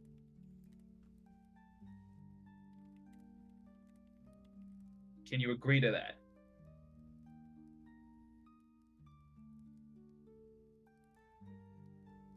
Hello? No, I'm listening. Okay. Can you agree to that? For a month. We just don't talk about it. And we go about our Then business. what? And then we ship out. We ship out and we leave. We go to an island somewhere. And then no one hears of this and you get out scot-free. That sounds like a load of shit. Don't act like you're some innocent little sunflower. I'm not. We're both in this Don't shit act like you're not together. a criminal too. No, that's just plain wrong. Listen, I know I killed your family. And I'm sorry about that. But what was I supposed to do? I had your patron breathing down my neck. If you have a problem with it, take it up with him.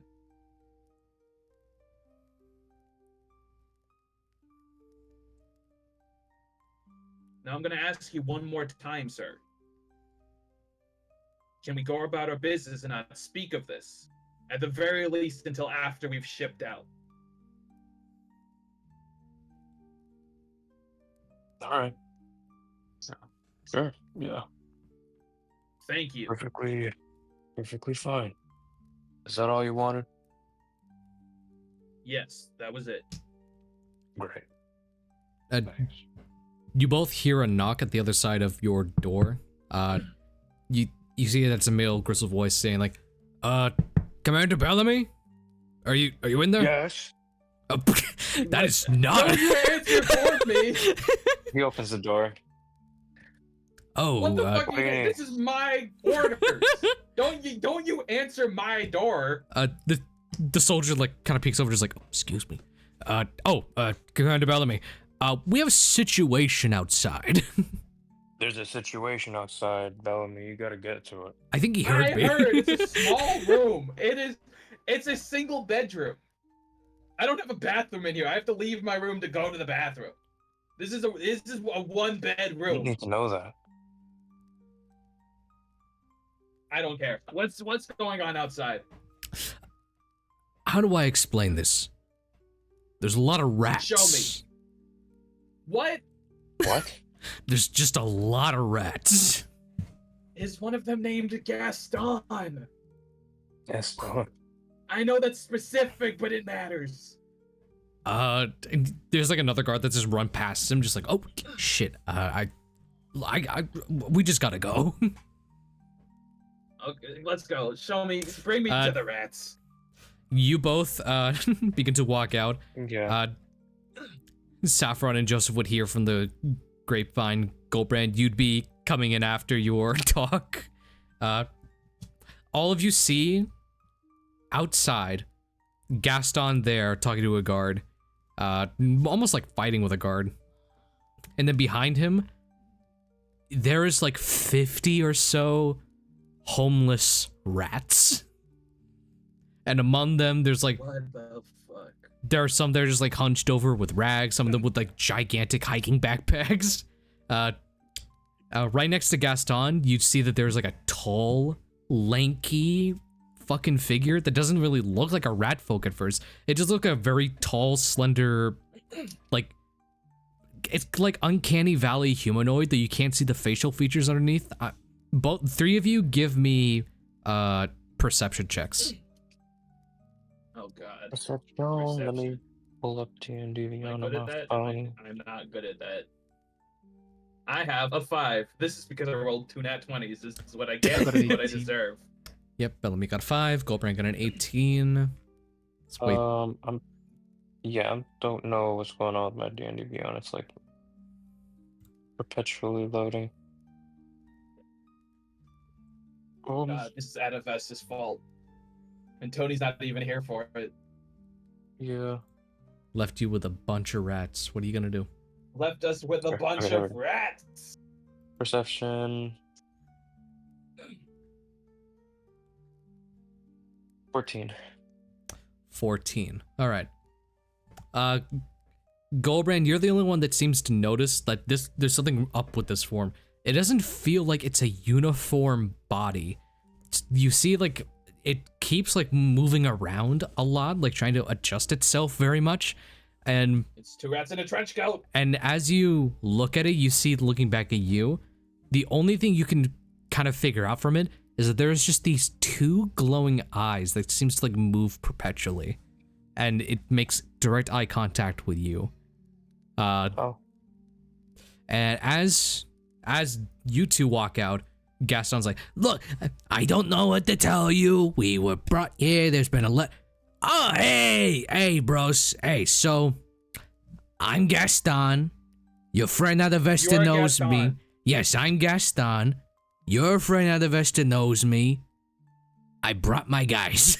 I brought all of them. All my guys. Jesus Christ. Okay, Gaston. I'm gonna level with you here, and I get down on Gaston's level. Yeah. Any promises that Adavesta made to you, I am not at liberty to keep. I have no idea where. I have no idea where Adavesta went. I have not seen them, and I don't know how long. They're, as far as I know, they have disappeared off the face of this plane. Now, see, that's not gonna work, because we were promised like a lot of things, like a lot. Wait. Gaston, it is not my fault that Adavesta made promises that they themselves could not keep. Adavesta had no authority here whatsoever. Right. But we had a thing. He promised me. He said I was gonna work here and be paid. Gaston, is it? Yeah. Was it a pinky promise?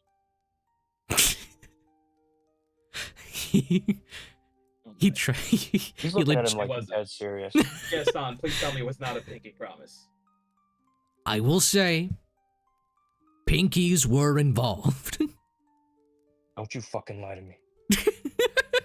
That's not a Sorry, lie. It's a Arthur, what pinky was that promise. about the Pinkies were moving involved. eyes? Like who If you're fucking lying to me, is I will fuck like you changing shapes? I couldn't quite Uh, grasp that part. The tall figure next to Gaston, it appears to be like kind of moving around, like changing its shape almost, and like their two glowing Is eyes that- are just there. Is bro seeing the Hat Man? What's going on?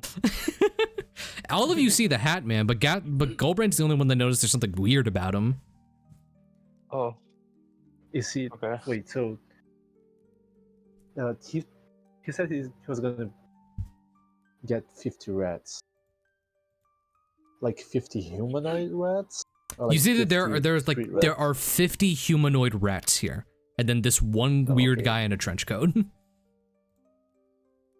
I just like You know what? Actually, I rip put the trench coat out you. like force. You try to rip the Whoa. trench coat out. Hold on, let me show you what this guy looks That's gotta like. be like a charge or something. I posted him in teasers. This is what he looks like. Oh, so that's him.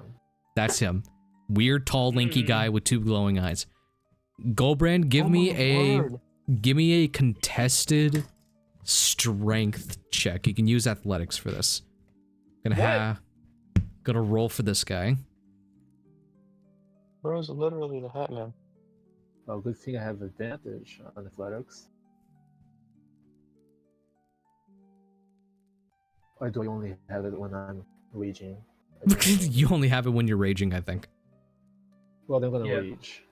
And I haven't raged in a while now. Okay.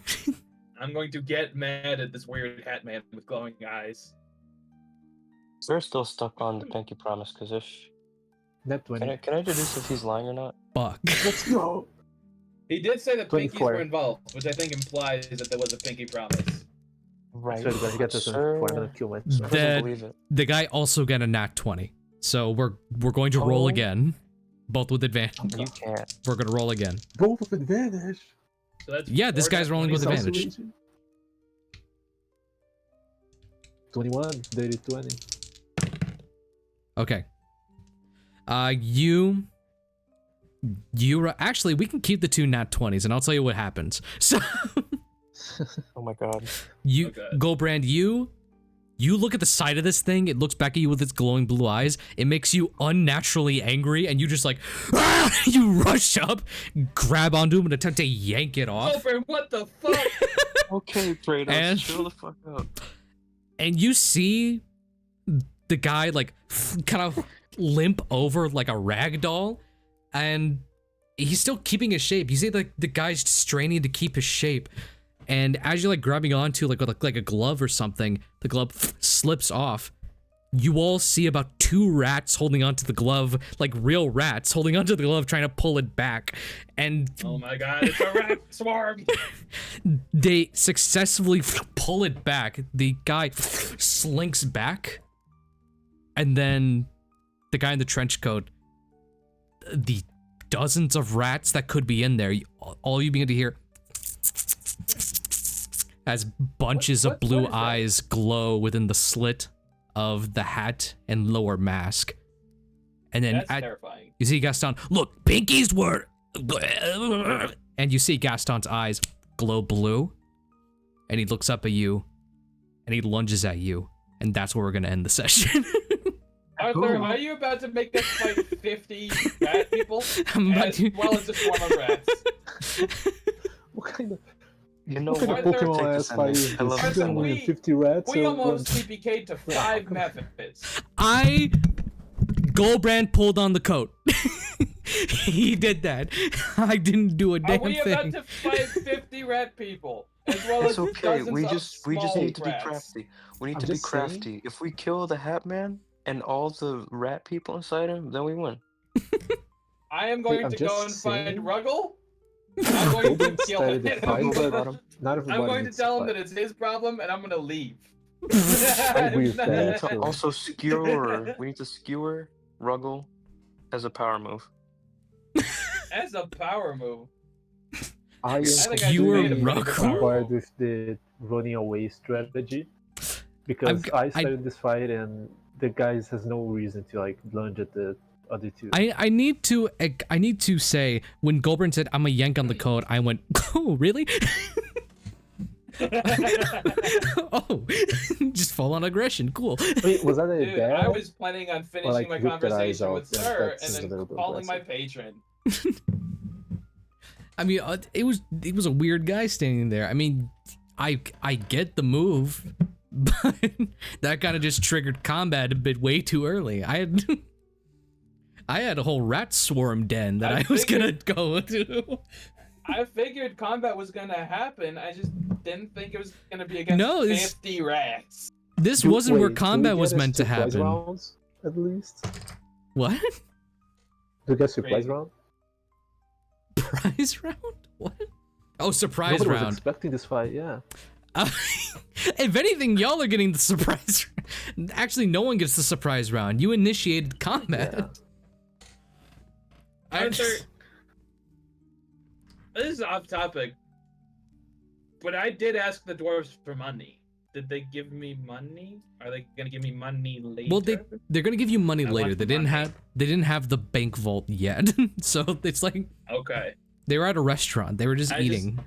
Okay, fair. I just realized that I asked for money. They agreed, and then I left. Okay, I need to figure out how to pit you guys against 50 rats in a rat swarm.